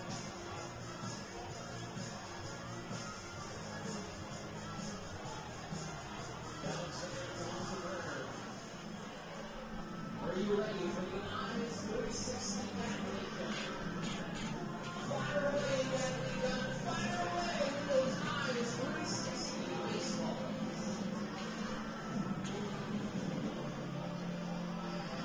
Is that the crypto guy? Look it down. Merry Christmas, Steve. Merry Christmas.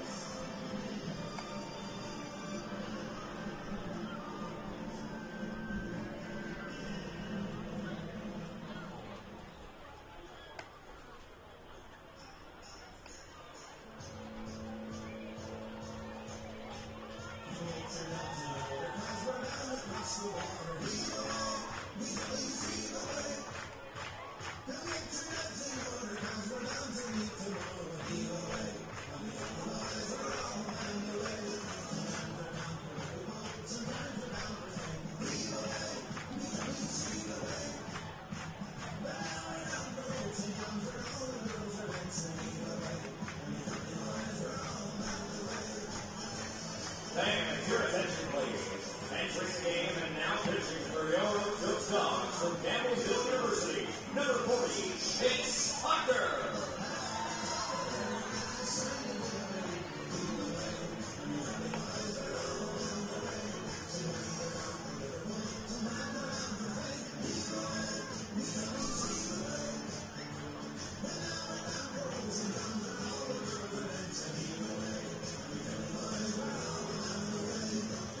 The wonderful tune, Evo Way, driving the Dawgs, or leading them out to the field here in the 6th inning. Welcome back to Siemens Stadium, everyone. Peter Klein with you. New pitcher into the ball game is Chase Tucker. Steyert Couture leading things off, followed by Fischel and Matthews here against Chase Tucker out of St. John's, Newfoundland, attending Campbellsville University. First pitch, a breaking ball and a beauty in for a strike. It's 0-1. Tucker this year, this is his 22nd appearance. He's 2-1 with a 2.60 ERA. Does have a save this year. 27 2/3 innings pitched, 23 strikeouts, and just 6 walks. He has also had 2 at-bats this season as Steyert Couture squares to bunt, pulls it back, and it's 1-1. Last outing for Tucker, handed the loss, even though he went 1 shutout inning against Sylvan Lake. With a strikeout, the 1-1. That one is fouled away. Picked up the win in the outing before that against Regina on the 17th, went an inning and a third of shutout baseball. Just 1 walk. He's only allowed 2 runs since July 4th. Certainly, over the last couple of seasons, turned into a pitcher that this Dawgs team counts on out of the bullpen. And occasionally behind home plate. The 1-2. That one in on the hands, fouled back. We'll do it again at 1-2. This year with Campbellsville, Tucker 18 games pitched. Started 5, 43 2/3 innings, went 3-2, 20 walks, 42 strikeouts.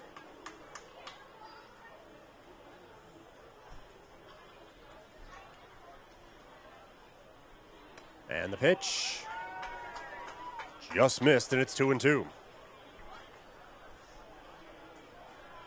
Again, Steyert Couture, whom with Cerro Coso Community College, 23 games pitched, or 23 games played, sorry. 373 with 2 home runs, 19 runs batted in. The 2-2 misses inside, and it's full at 3-2.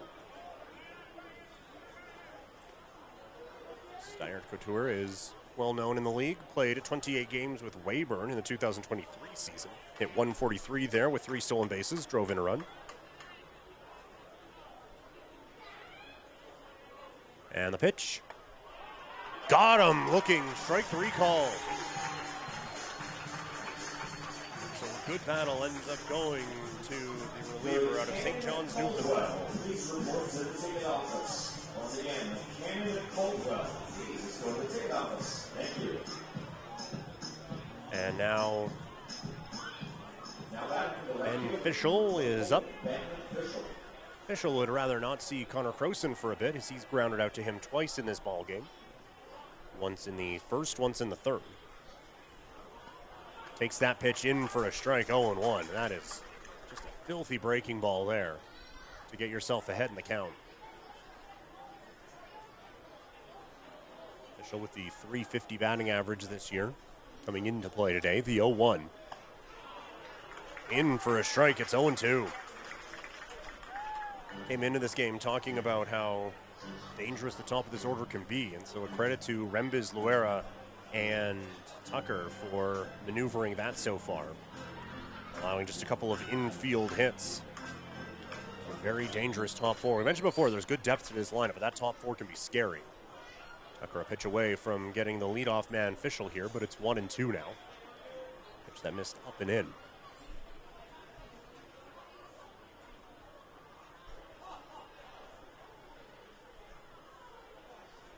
Tucker comes set. And we'll have to come set again as time is called. It's the count 1-2 still. Tucker pitching with the Dawgs last season, went 3-1 with 2.70 ERA, had 21 strikeouts and 26 2/3. Back here ready with the 1-2. That one skips in and it's 2-2. Good block back behind home plate by Chase Logan.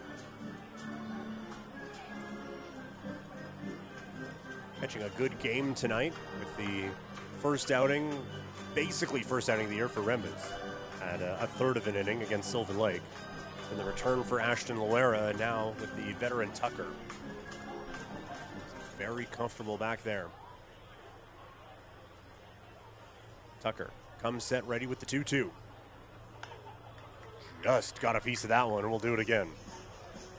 So a good battle from Fischel of Columbia University, born in New York.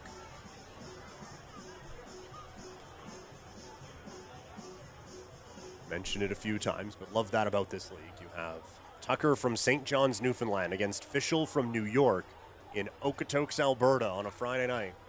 The dude from Assiniboia, Saskatchewan on the call. The 2-2. Chopped over to the left side. Sanchez has it. Throws it across the diamond in time, and there's 2 away. Officials had just about enough of the left side of the Dawgs infield today. There's 2 away now, and the batter will be Matthews. Matthews struck out in the first and grounded out to first base in the fourth. Matthews with a 3-game hit streak on the line here. And mentioned before, he has a stolen base in each of the last 4 games. So if he gets on, it can be very dangerous. He's 0 for 2 today.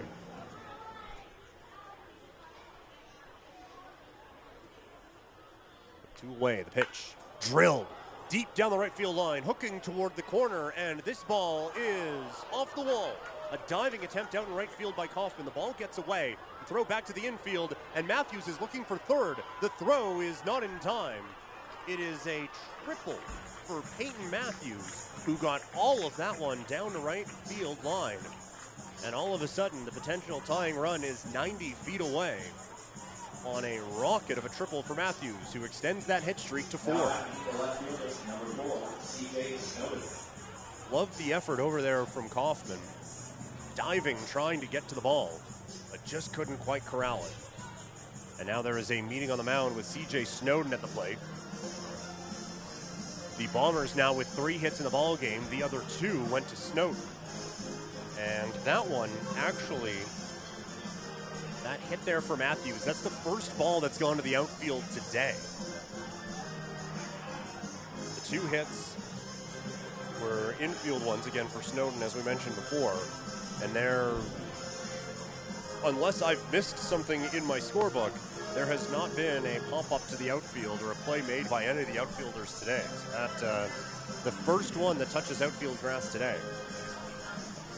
comes with 2 down here in the 6th, and it comes at a good time for the Bombers with C.J. Snowden at the plate. UAFS, born in Chandler, Arizona. First pitch, hold, foul, it's 0-1. Getting a bit of a dance from Matthews over at third. So Snowden, again, it's a 13-game hit streak for him now. The last time he didn't get a hit was actually against the Dawgs back on July the 5th. Redshirt freshman with Arkansas Fort Smith. The 0-1. Hits it back up the middle. Sanchez charges, has to hurry. The throw to first in time, and the inning is over. Sanchez recognizing the urgency. Cote with a good scoop. And the Dawgs keep the Bombers off the board. We go to the bottom of the 6th. It's a 1-run game in Okotoks here on FloCollege.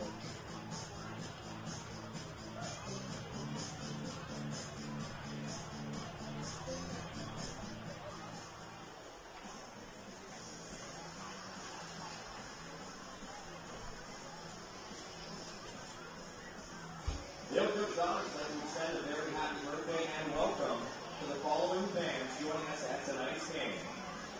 Happy 20th birthday to Ash in the Big Sky Box. Happy birthday to Emma from the Dawgs office, our hospitality coordinator. Happy birthday to Logan Sloan and Myra Sloan. Happy birthday to Brookie Ray Best, 13 years old today. And happy 89th birthday to Leo Frick.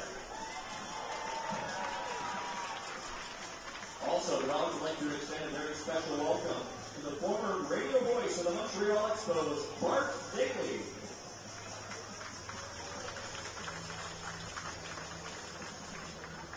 Fans, it is the last call to purchase your 50-50 tickets. Please visit one of our academy players walking around the concourse or visit them either on first base or third base, 50-50 tables.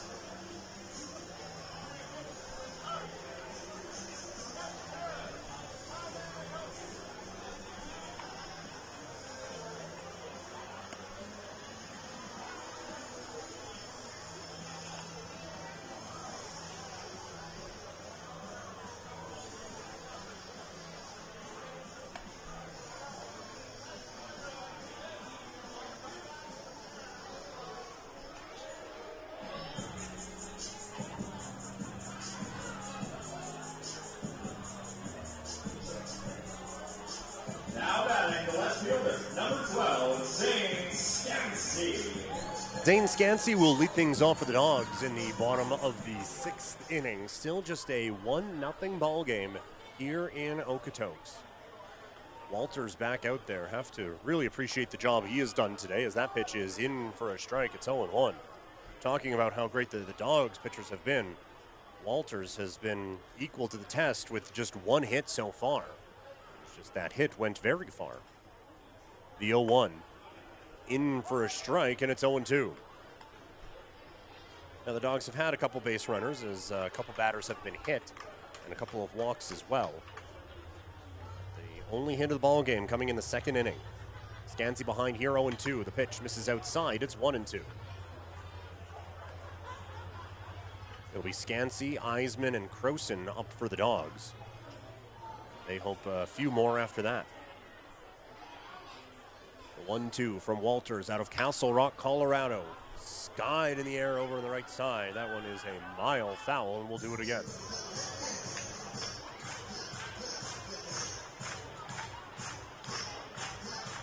Walters attending Ponderosa High School. A 2-time letter winner in baseball at Ponderosa. Took his talents to Northeastern Junior College in 2022. Misses outside, and it's 2-2. Scansey, whose family came and watched him for a while. The 2-2 misses outside, and it's 3-2.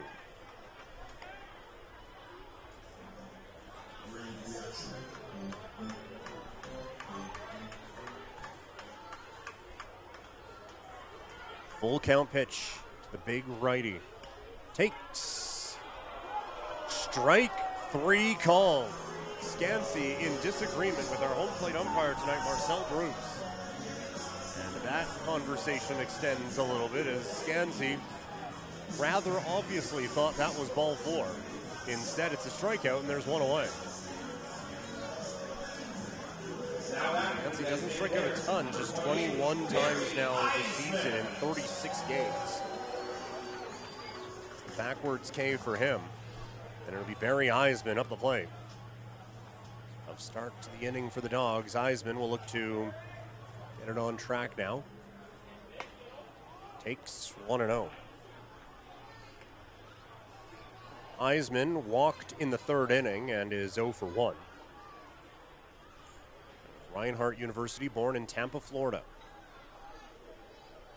And the count 1-0. Now 2-0.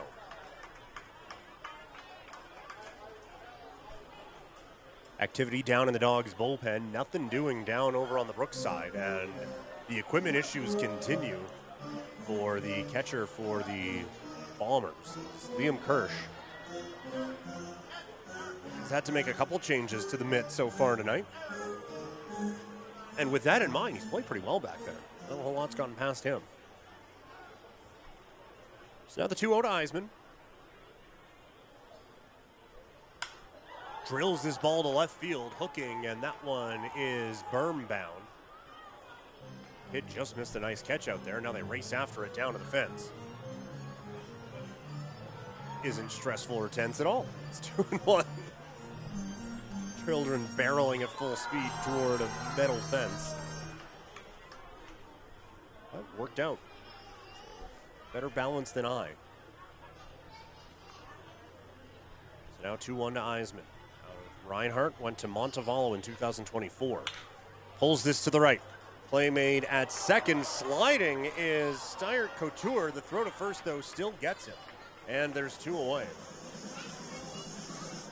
So once again, the turf monster claiming another victim, but a nice recovery from Steyert Couture, and there's 2 away for Croson. The Crow Show has been grounded thus far, 0 for 2 in the ball game with a couple of strikeouts. And now batting the third baseman, number 10, Connor Croson. We're going to have a change here, as Steyert Couture is going to come out of this ball game, and heading in for Brooks is going to be number 13, which I have as Ashton King, who is in their book or on their roster as a pitcher. But I suppose out of Williston State College, so I either have the wrong guy or something else. But either way, I believe it's Ashton King into the game at second base now. And Croson drives this ball into right center field, and that one will get down, and it'll get all the way to the wall. Croson on his way into second base with a 2-out double.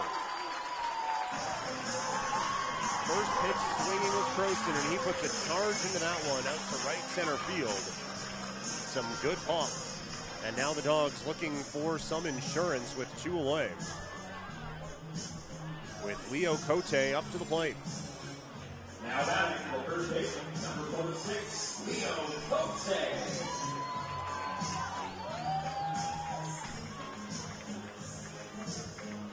Cote with the home run in the second inning, flying out to center field back in the fourth.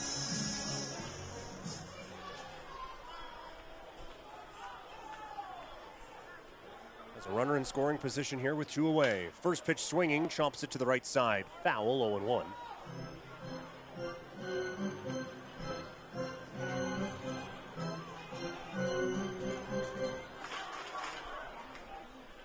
Cote committed to Oregon State University. Looking for another RBI here. The 0-1 skips away. And Croson's going to make his way to third. Takes a bit of a wide wind around the bag, but will go back. As that one skipped right at the edge of the clay and just clear over top shelf on Kirsch, who couldn't find it behind him for a second.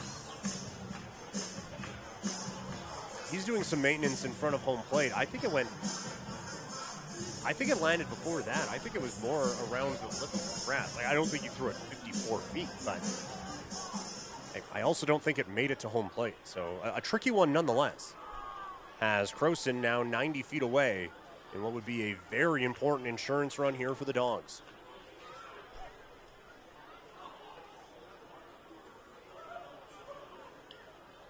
The 1-1. Cote chomps it foul, and it's 1-2.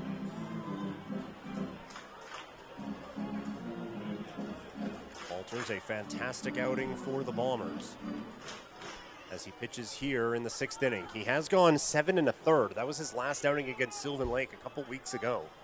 So he is certainly stretched out for this type of a performance.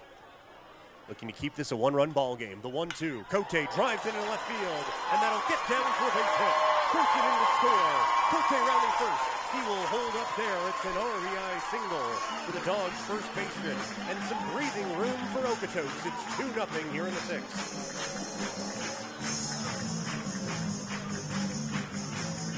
Home run was a pitch up, but otherwise he has shown he's liking those balls down.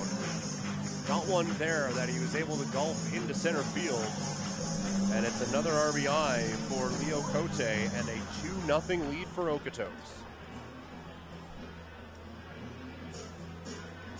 A conversation happening out.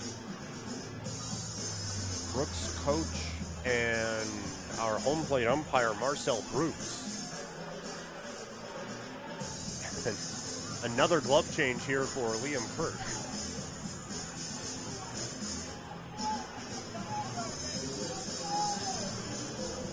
I'm not 100% certain what could be the reasoning for this.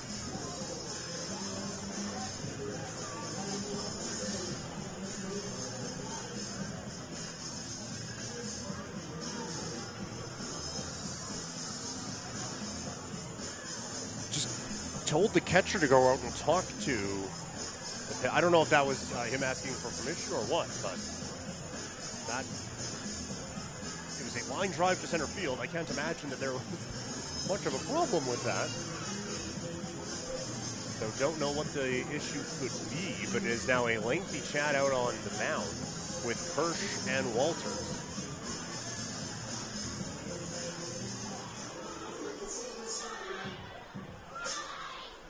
And so now it will be Kaufman up the plate. Number 41, Landon Kaufman. Landon Kaufman 0 for 2 in the ball game. Popped out to second base in the 2nd inning and lined out to 3rd. Rips that one foul. 0-1.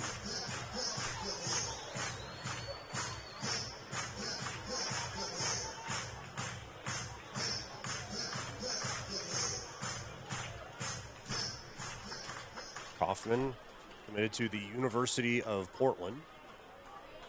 Ready now with the 0-1 from Walters. Checks the runner over at first a couple times. Now comes home. It's a breaking ball flared into center field. Long run for Matthews, but he'll make it and end the inning. But not before. The Dawgs drive in another thanks to Leo Cote.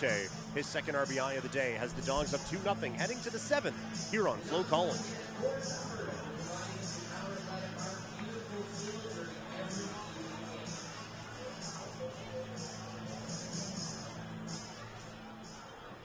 The 7th inning is presented by Egg Farmers of Alberta. Alberta Egg Farmers are proud to provide fresh, affordable, local eggs every day.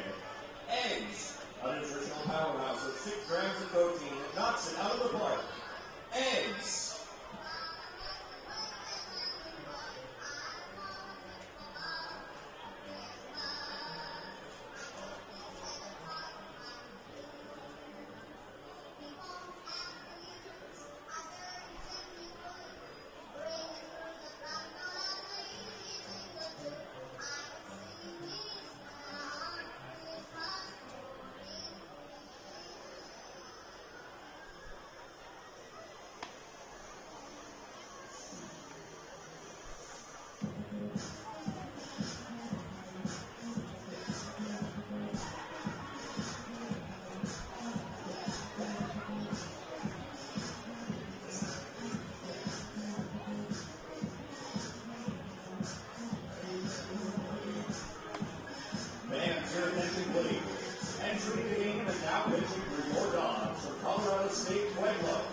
26, Frank Lopez.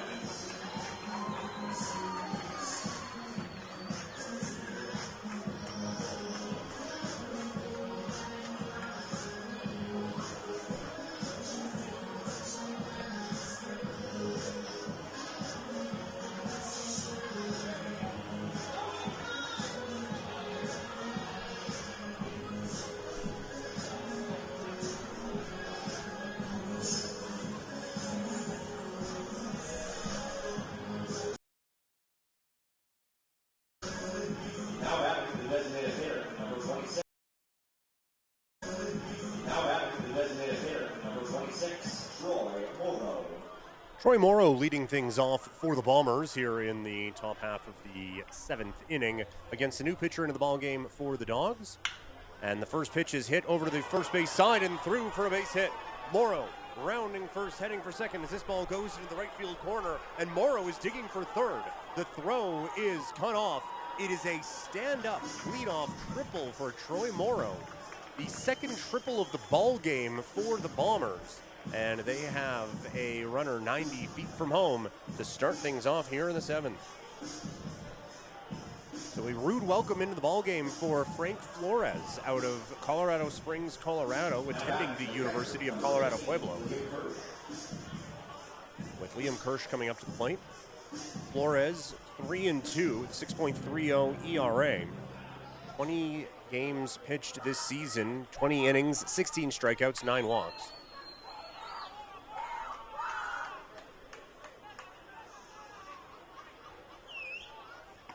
First pitch, a nice breaking ball in for a strike, 0-1. Flores coming off of a strong 2-inning performance against Regina on the 18th. 2 shutout innings, faced 6 batters. The 0-1 chopped to third, runner comes home, Croson bobbles it, will throw it to first in time for the out. So a good recovery, the run does score, and it is a 2-1 ball game. Now here in the 7th inning. But a good recovery to get Kirsch over at first base. Now batting the first baseman, number 6, Wyatt Omandi. Tough one, though, for Croson, whom certainly was playing in to try to cut down that exact type of a play. As now Armandi comes up to the plate.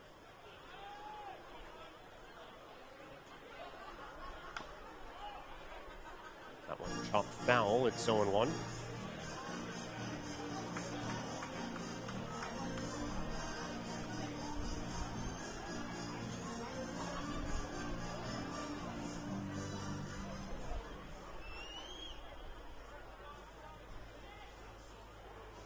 The 0-1 misses up 1-1.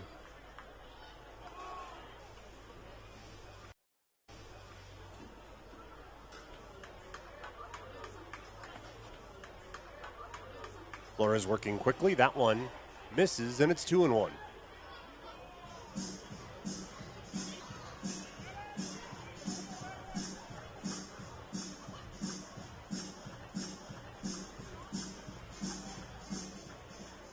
Flores now comes set against Ormonde, 0 for 2 in the ball game. The 2-1 fouls that one away, and it's 2-2.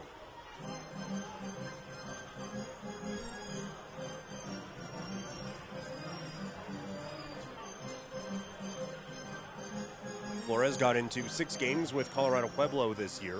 Started 2 of them. 6 1/3, had 4 strikeouts, 6 walks, went 0-2.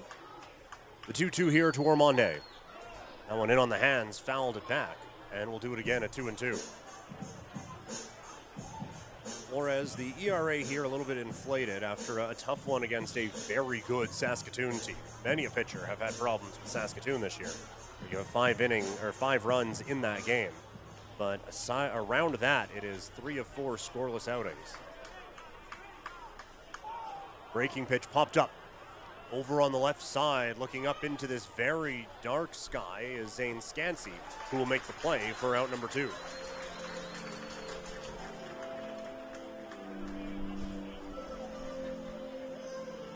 And with 2 away, it'll be Seth Recker now coming to the plate. Recker 0 for 2 in the ball game. Struck out back in the 2nd inning and grounded out to short.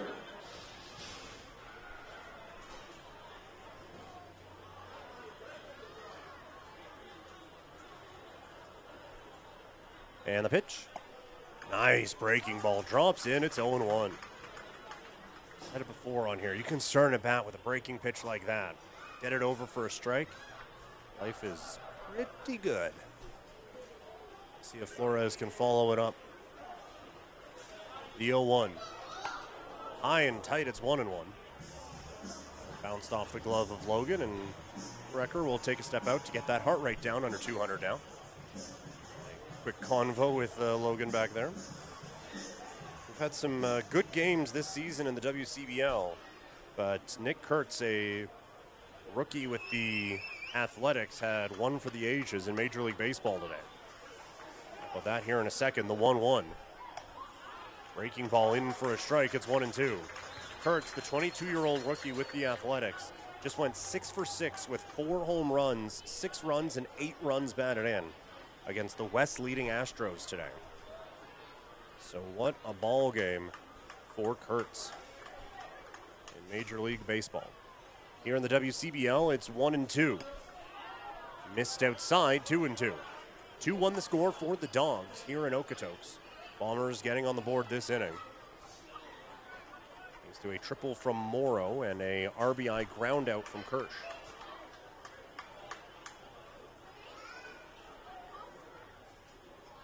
The 2-2.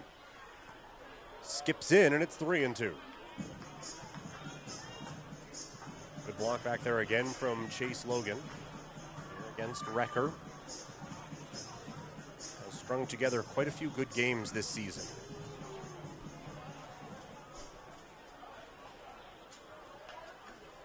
Pretty good hit streak going on earlier this month. Now the 3-2. Rips it into left field, and that'll get down for a base hit.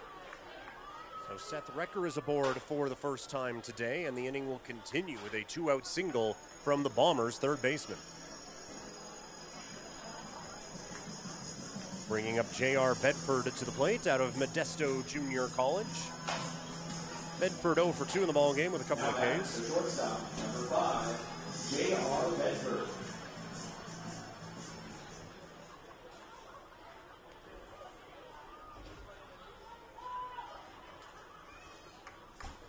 First pitch to Bedford, another first pitch, breaking ball, and another first pitch strike. It's 0-1.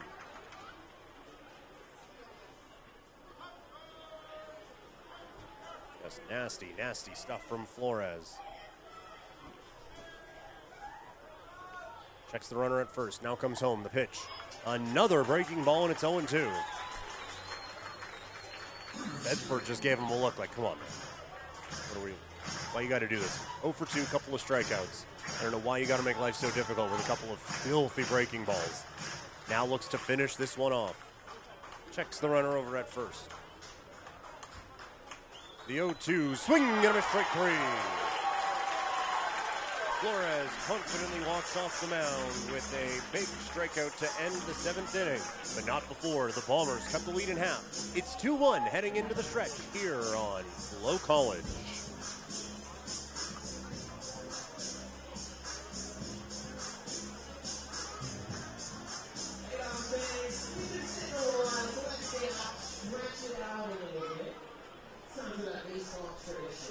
And to bring us through Take Me Out to the Ball Game, we've got Talia Sargent. Talia, take it away! Take me out to the ball game, take me out to the crowd. Buy me some peanuts and Cracker Jacks. I don't care if I ever get back, so let's root for the Dawgs team. If they don't win, it's a shame, 'cause it's 1, 2, 3 strikes you're out at the old ball game. No 17 cents, sponsored by Western R&D Services.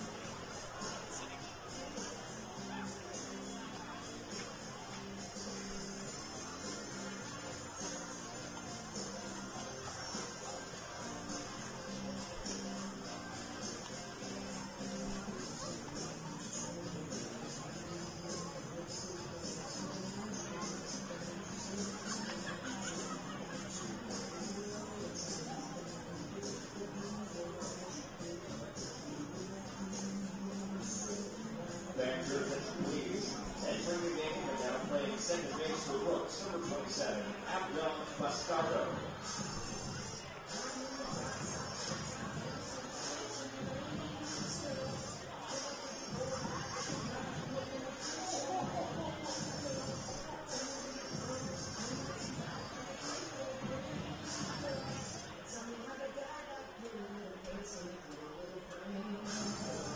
Now batting the second baseman, number 13, Eric Matchie.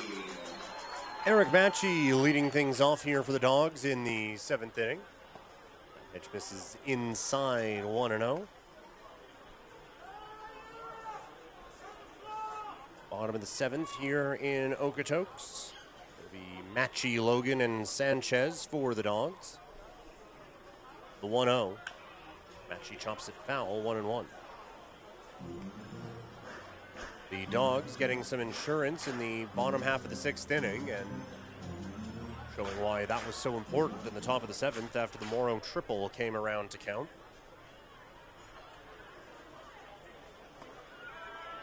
Pitch in for a strike, it's 1-2. Matchie 0 for 1 in the ball game, was hit by a pitch in the 1st inning and then flew out to left field. Very reliable at 2nd tonight. Walters called that a touch of an overthrow. Puts that one outside, and it's 2-2. Trying to find a little bit of extra oomph here in the 7th inning. Looking to put this one, or this AB anyway, away. Matchie a tough out up there. Breaking pitch, just a bit outside, and it's 3-2.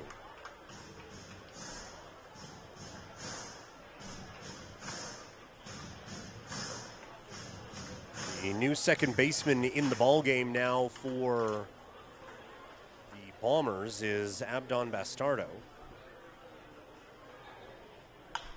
As Matchie pulls that one foul. So, had a bit of a creative inning there with Ashton King getting into the ball game at 2nd. But as we mentioned before, some players just have to make an appearance to be eligible for playoff rosters and whatnot. Team's getting creative a bit. The 3-2 pitch, Matchie waits on it and fouls it off. Good read on the breaking ball, but just couldn't quite square it up. It was a nice pitch from Walters. We had mentioned earlier, he kind of lost feel for that pitch, I guess. It was the 2nd or 3rd inning. It was the 3rd inning. He'd kind of lost that a little bit. You can't say he's lost anything. He has been brilliant tonight for the Bombers. The 3-2, Matchie pulls it to the left side and through for a base hit. Eric Matchie has reached for the 2nd time in the ball game, and the Dawgs have the leadoff man on here in the 7th.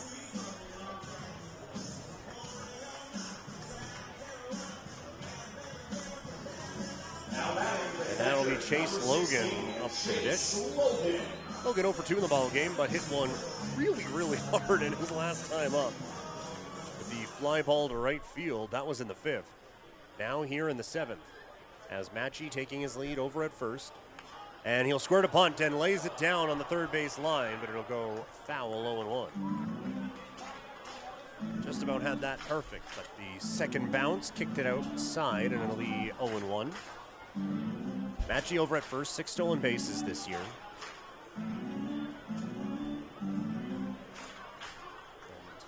obviously just athlete, so he has a threat to go there, and the Dawgs trying to get him into scoring position with the top of the order coming up.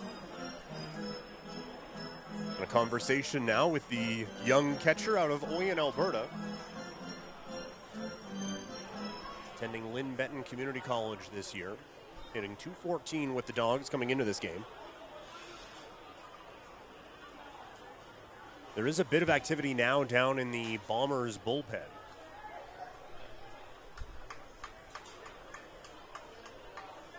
Walters pitches into the 7th. The pitch a breaking ball, and it's popped up over on the left side. Racing back after it is Bedford. Coming in is Snowden, and he'll make the play for out number 1. Logan just getting under that one, and it'll bring the leadoff man to the plate in Ricardo Sanchez. Now batting the shortstop, number 8, Ricardo Sanchez.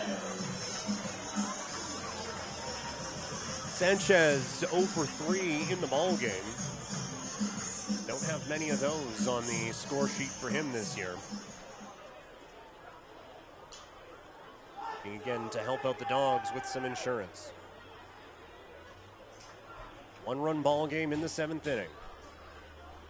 First pitch low and away, 1-0.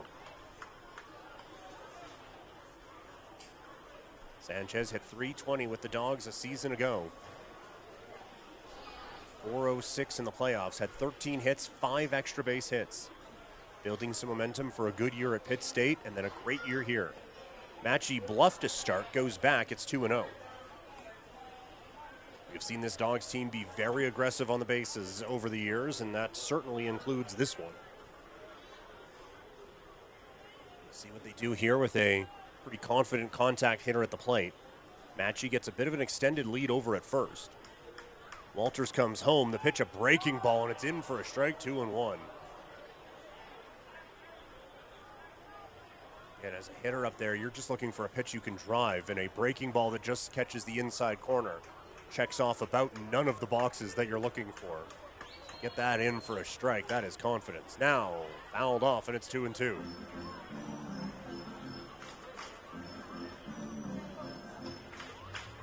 So fascinating to watch over the years as pitchers have developed. So many counts. It went from being, well, this is a fastball count to it's a hitter's count. Pitchers have got much more confident with their secondary pitches. The 2-2, Sanchez fights that one off foul again. And we'll do 2-2 all over again.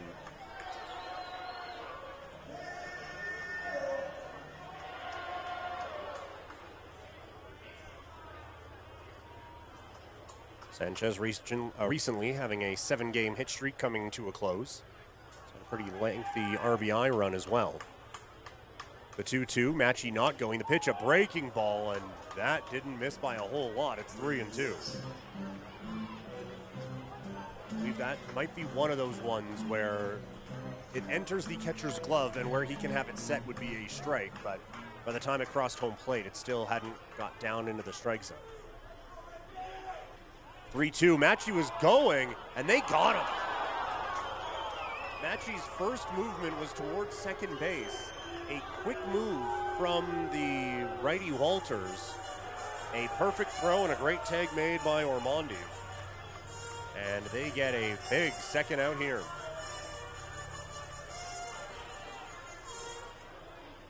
Heads up from Brooks, as you had to assume that Matchy might have been going on the pitch at 3-2 to try to create some havoc. Try to use that aggression against him. Now the 3-2 pitch misses low and in. So Sanchez will just take that spot over at first base. He reaches with a walk, and there's 2 away for Skaggs.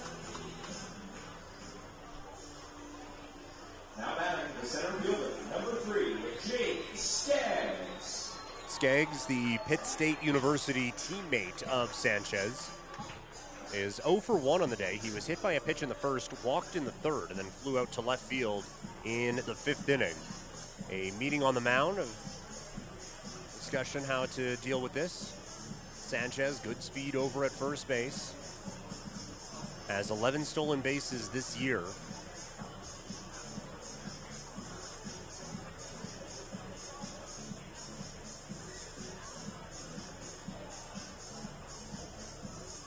And they are going to stick with Walters out there on the mound.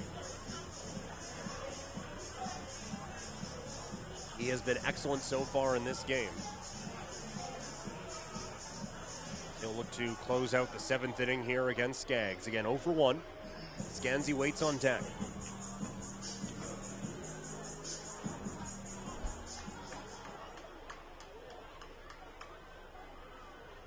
There is a Bombers reliever who is ready down in their bullpen on the third base side.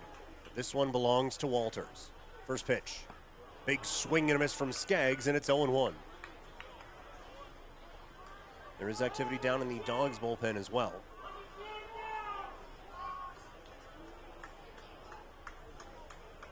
As the team looks to piece together the final 6 outs that they'll have to deal with. The 0-1 with Sanchez over at first. Another pickoff attempt. He'll dive back in and keep this at 0-1. The Okotoks faithful not necessarily appreciative of the strategy there, but I mean, can you blame them after picking off Matchy?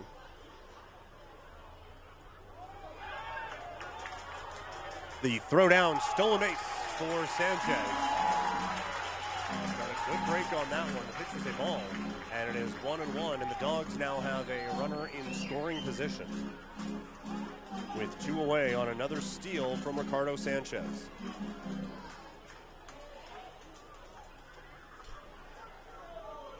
So now Skaggs with 17 runs batted in this season.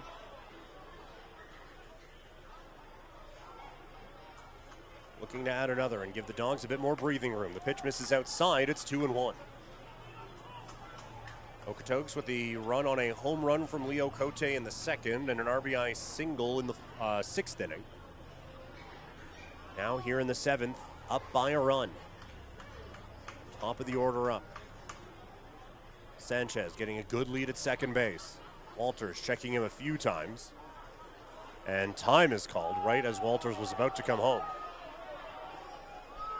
Few Brooks fans in the audience this evening not totally thrilled with that either. But at some point as the batter, if he's going to keep looking at second base, you want to kind of break up at least your focus, be able to get back in there and focus in on this pitch. Get your timing back and ready. As Walters checks him again, the 2-1. Misses outside, it's 3-1. Scansey waits on deck with his 10 home runs and 41 runs batted in. The Dawgs putting pressure on the Bombers here in the 7th. A classic sports rivalry in this part of the world. Brooks against Okotoks on a beautiful Friday night. 2-1 ball game in the 7th. The 3-1 drilled into left field. This ball is going back to the warning track at the wall, and that ball is gone. A 2-run home run for Jake Skaggs, his 4th of the year, and the Dawgs have a little bit of room to breathe here in the 7th. It's 4-1.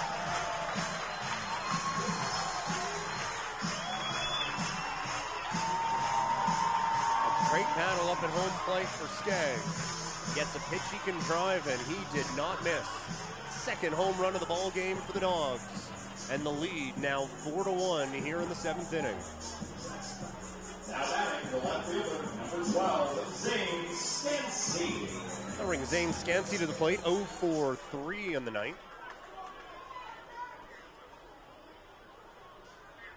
And now Scansey drills this ball into center field. Matthews going back to the warning track.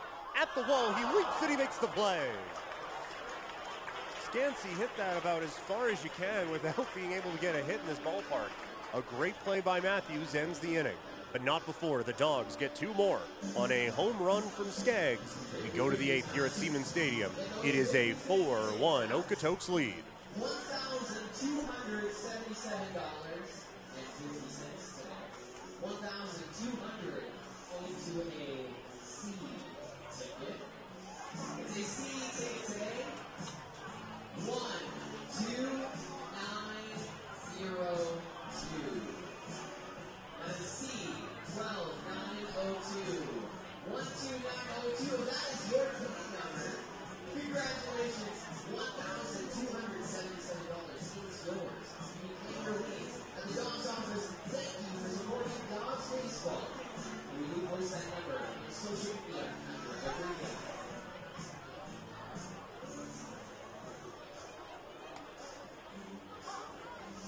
Fans, the 8th inning is presented by the Deerfoot Inn Casino, Calgary's favorite place to stay and play.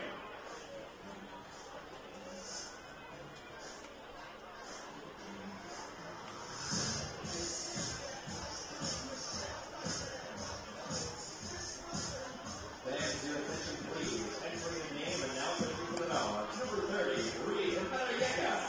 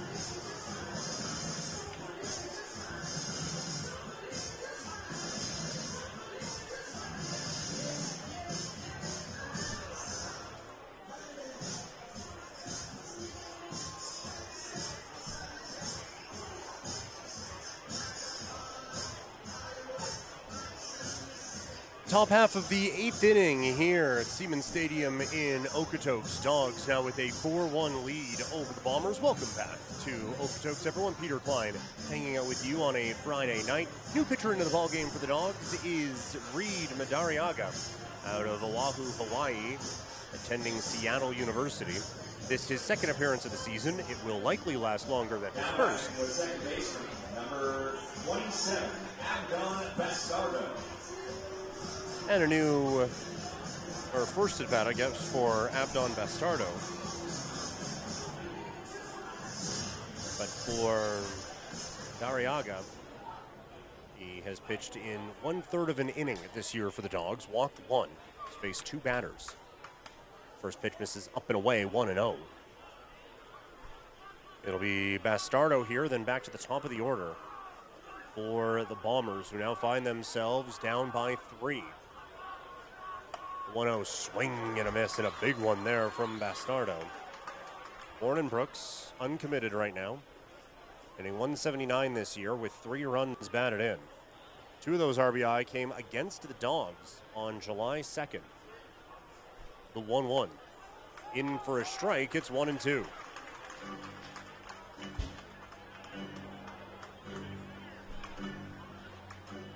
Another excellent pitching performance all day for the Dawgs.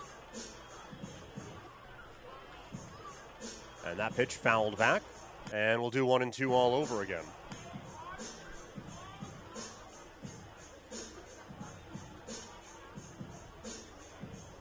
Dariaga majoring in sports and entertainment management at Seattle University.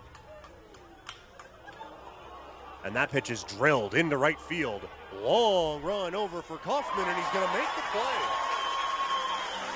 Landon Kaufman covering a ton of ground out in right field. Hauls that one in for out number 1. Good charge put into that one by Bastardo. And Landon Kaufman with speed for days to get the out. That'll bring Ben Fischel to the plate, who is 0 for 3 in the ballgame. Grounded out to short in his last time up. For Madariaga with Seattle this year, 22 games played. He started 2 of them. 2-2 with a 4.98 ERA. A couple of saves on the resume. 47 innings pitched, 26 walks, 53 strikeouts. His first season with Seattle. That pitch in for a strike, it's 0-1. Before he went to Seattle, Madariaga went to Cumberland University out in Tennessee. Also pitched at Pierce College in Lakewood, Washington. Pitch misses up and away, 1-1.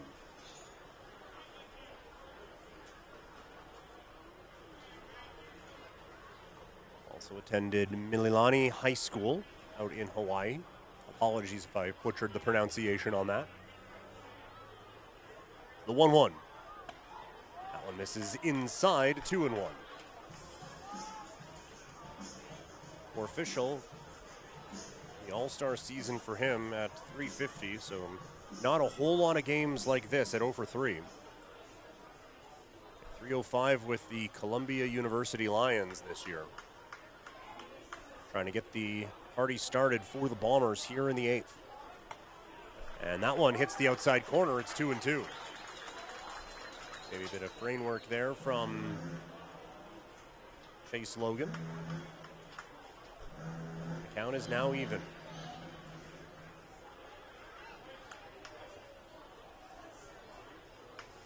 And the pitch just missed outside. Dariaga thought he had that one, but instead goes back to the mound in a full count.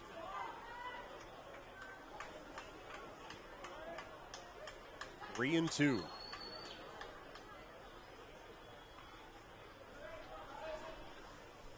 And the pitch, swing and a miss, strike 3. No doubt about that one, sits him down on strikes. And there's 2 away here in the 8th for Matthews. Peyton Matthews came up in basically this exact same situation in the 6th inning and ripped a triple. he would be stranded there. But certainly a threat to get on here for the Bombers. Matthews has now extended his hit streak to 4 games. First pitch. Fouls that one back into the netting, out of play. And it is 0-1. A foot race for the ball, and now a fight for it, and the Dawgs get it. Everything going Okotoks' way tonight. Brooks ball boy couldn't quite corral that one. Epic duel, really. The 0-1 to Matthews. Swing and a miss, it's 0-2. Surprisingly, with the speed of Matthews, that was his first triple of the year. Now 16 extra base hits out of 48 attempts. The 0-2 from Reed, Madariaga. The pitch. Threw it about 50 feet and it skips in. 1-2. That one got a good chunk of the umpire, I think.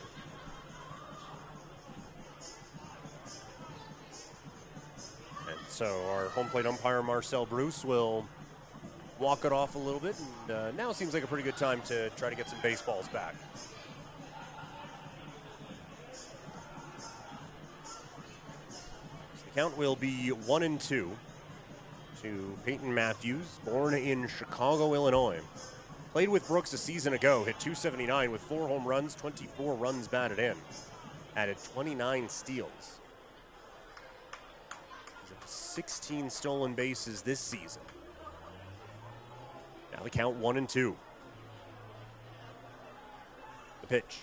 Swing and a miss, strike 3. Reed Madariaga. A couple strikeouts in his first full inning of work with the Dawgs. Gets them down in order. We go to the bottom of the 8th here at Siemens Stadium. Dawgs with a 3-run lead here on FloCollege.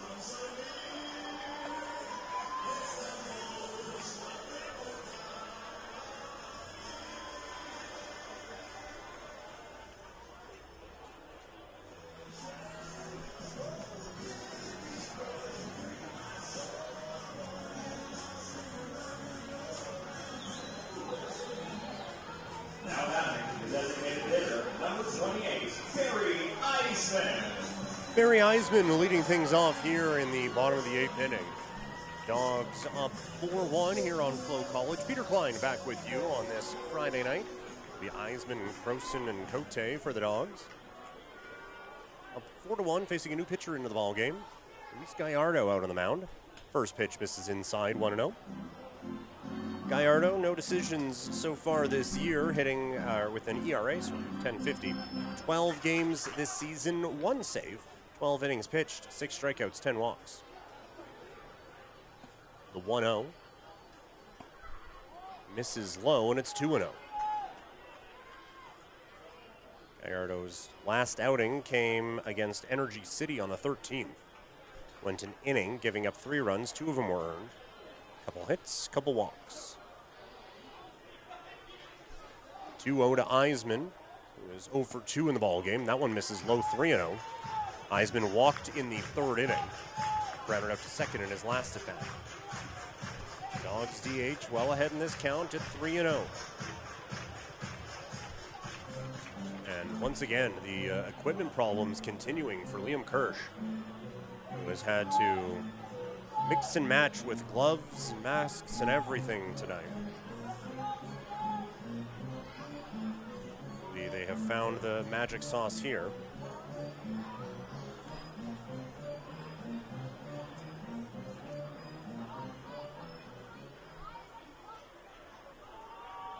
And now a 3-0. The catcher set behind home plate. The pitch. Eisman taking all the way, and he will get his second free pass of the ball game. The leadoff man aboard for the Dawgs here in the 8th, and that'll bring Connor Croson to the plate. Croson had his first hit of the ball game in the 6th inning as he laced a double into the outfield. Came around to score on an RBI single from Leo Cote. Gave the Dawgs a 2-0 lead at the time. Got cut into a 2-1 and then extended rather aggressively on a home run from Skaggs and made it 4-1. First pitch to Croson misses, and it is 1-0. Gallardo having a bit of a trouble with the aimer so far, and Croson is not the guy who's going to try to help him out with that, as he is incredibly patient up at home plate. Adjusting things under the helmet as some activity now starts to happen over on the Brooks side.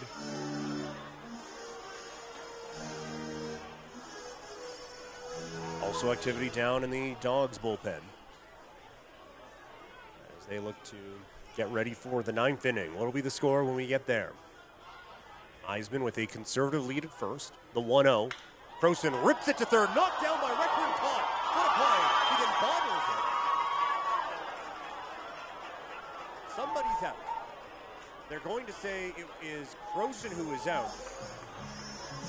So a heck of a play there from Seth Recker over at third base. He leaps, knocks it down, catches it before it hits the ground. They're calling that the out. They're saying he bobbled it on the transfer from his glove to his throwing hand.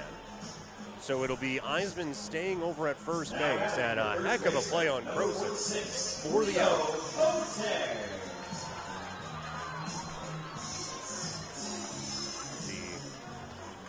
2 third basemen come together on that one. Croson with the hot shot and an excellent play over at third by Seth Recker. Now it's Leo Cote who's having himself a ball game. 2 for 3 with 2 runs batted in. Steps back away from that one. It's 1-0. Cote with the solo home run in the 2nd inning and an RBI single in the 6th. And put a charge into one to center field in the 4th inning. The 1-0. Breaking ball, nicely done. 1-1.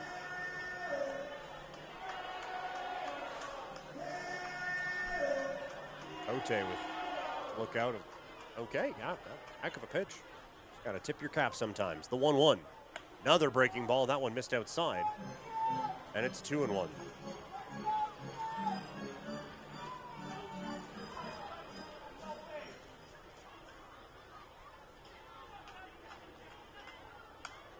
That one hard hit foul back behind home plate.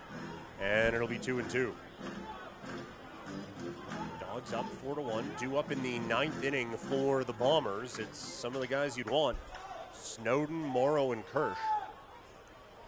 Snowden has been a problem for the Dawgs, but Cote right now a big problem. Drive out to center field. Matthews going over. He'll settle under it at the track and make the play. Bluffing the start over at first base was Eisman. There's 2 away. And it'll be Landon Kaufman coming up. As I mentioned before, Snowden's been a thorn in the Dawgs' side tonight with 2 infield singles.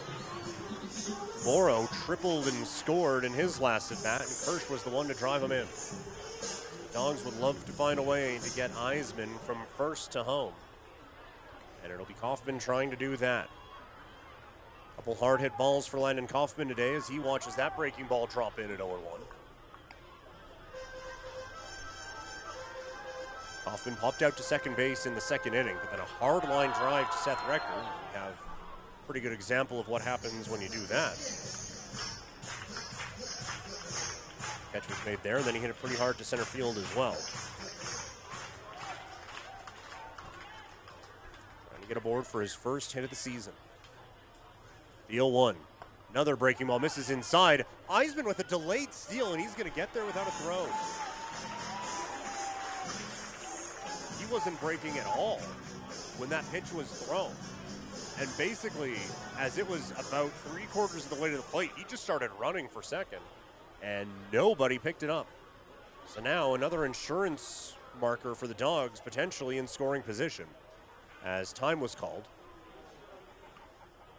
And our home plate umpire, Marcel Bruce, is coming out to talk to Luis Gallardo.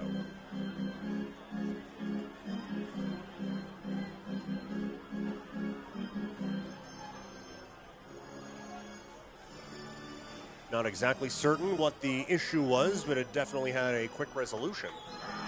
And so the count again even at 1-1.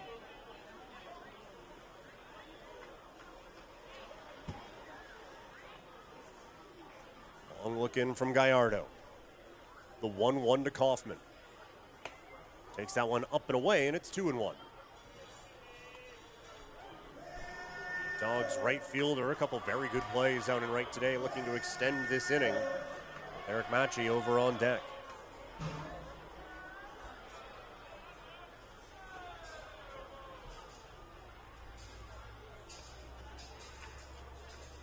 Gallardo checks the runner at second, now comes home. The 2-1, a breaking ball, swing and a miss from Kaufman, and it's 2-2.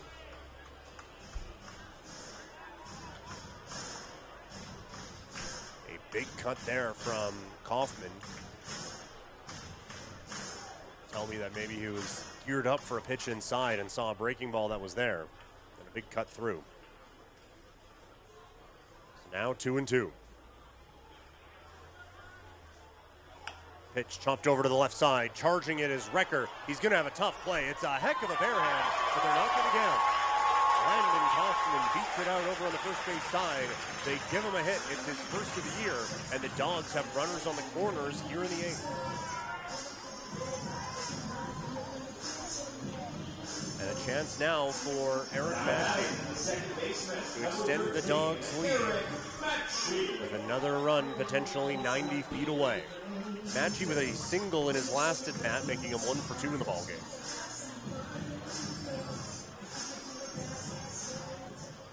So looks to cash one here. Sitting at 13 runs batted in for the season with the Dawgs. Worked his way up through the academy. Now getting regular playing time with the Dawgs team this season. Breaking ball pitch misses outside, 1-0. Matchey in 2022. Winning the Perfect Game 18 and under BCS National Championship, was also on the All-Tournament team. Same thing goes for the Perfect Game 18 and under World Series, All-Tournament team. The 1-0 and it hit him. Second time today, Matchey gets hit. That one caught significantly more of the Dawgs' second baseman than the first one. Looks like he is all right. A tad upset, as you can understand, as that will load the bases here now for the Dawgs, with Chase Logan coming to the plate. Now batting the catcher, number 16, Chase Logan. Logan's hit a couple balls hard, but doesn't have a hit to show for it. As he is now the only Dawg that has not reached base. No, sorry, Scansey hasn't also, but only a couple who have not reached base. As he will look to extend the lead. Gallardo comes home, the pitch. Big cut and a big foul ball, it's 0-1. Logan with 7 runs batted in.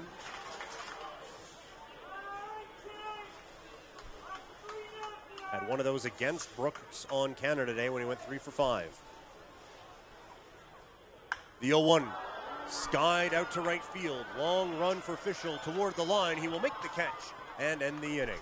So the Dawgs threaten, but they do not score. We go to the ninth. It is 2, 3, and 4 due up for Brooks as they have one last chance on a comeback here on FloCollege.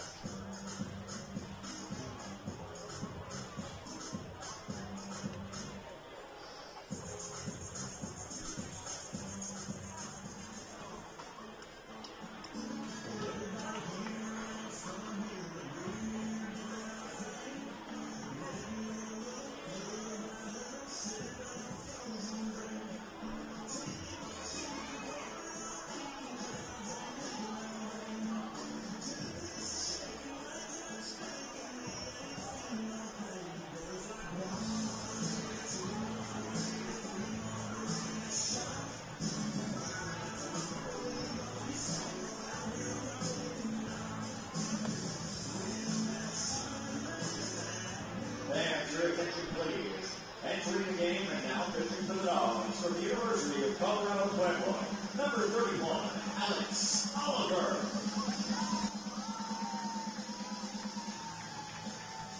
For more than 25 years, we've been there, helping Canadians find the extra space they need to grow and to create new memories. Access Storage. Buy Canadian, store Canadian.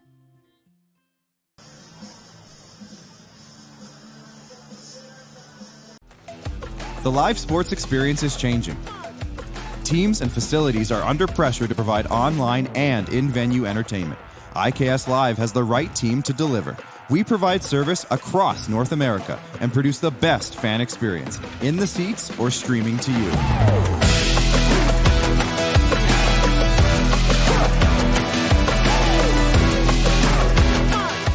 IKS Live continues to bring you the best seat in the house.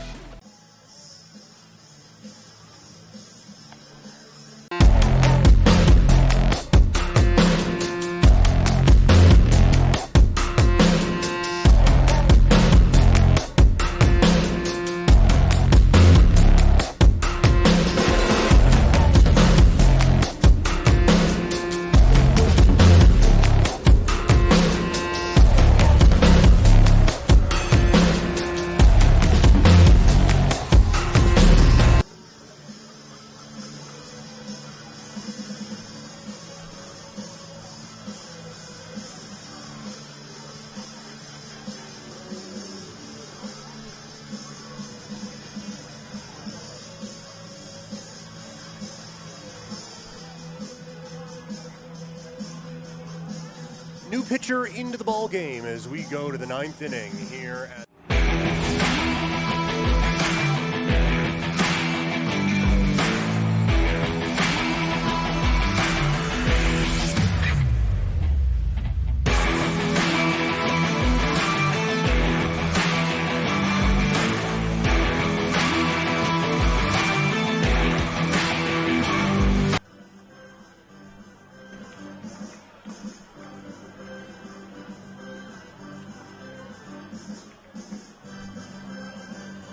Oliver this season has been dynamite for the Dawgs, 2-1.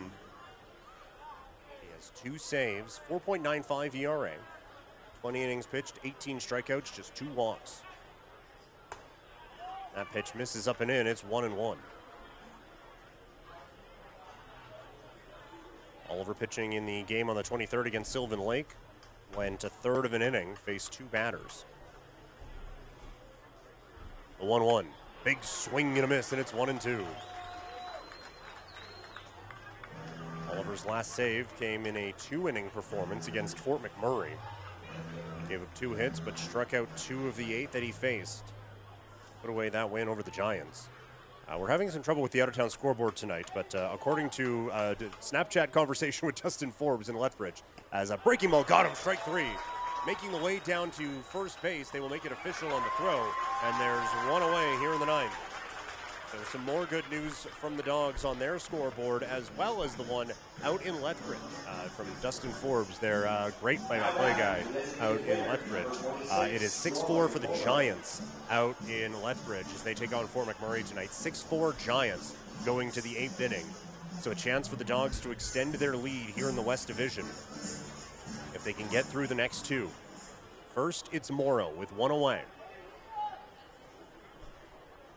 As Oliver picks up his first strikeout.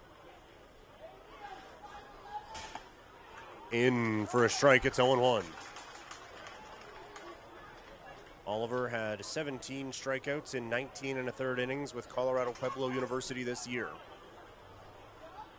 Is now up to 19 strikeouts with the Dawgs. The 0-1. Swing and a miss, it's 0-2. Morrow tripled and scored in his last at bat, and he's 1 for 3. They need base runners now with the catcher Kirsch on deck.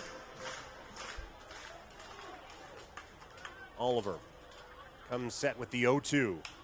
Popped up over on the left side.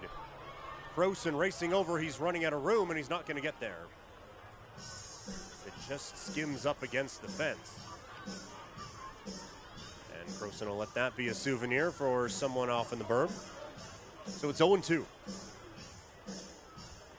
Still with the lefty designated hitter Morrow up the plate.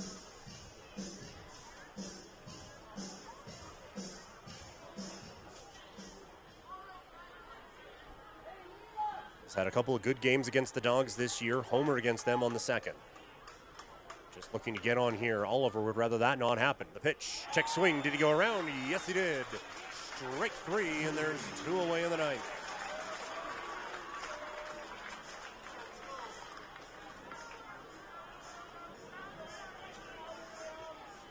Between Oliver and Madariaga, the Dawgs have struck out 4 straight.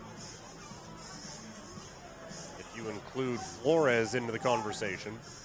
They have struck out 5 of the last 6. It has been a great pitching performance from Okotoks today. Kirsch, big swing and a miss, 0-1. A big cut there from Kirsch, who walked in the 5th inning against Ashton Loera at an RBI ground out to 3rd in the 7th. And is trying to extend this ball game for Brooks. The 0-1 in, and the Bombers are down to their final strike.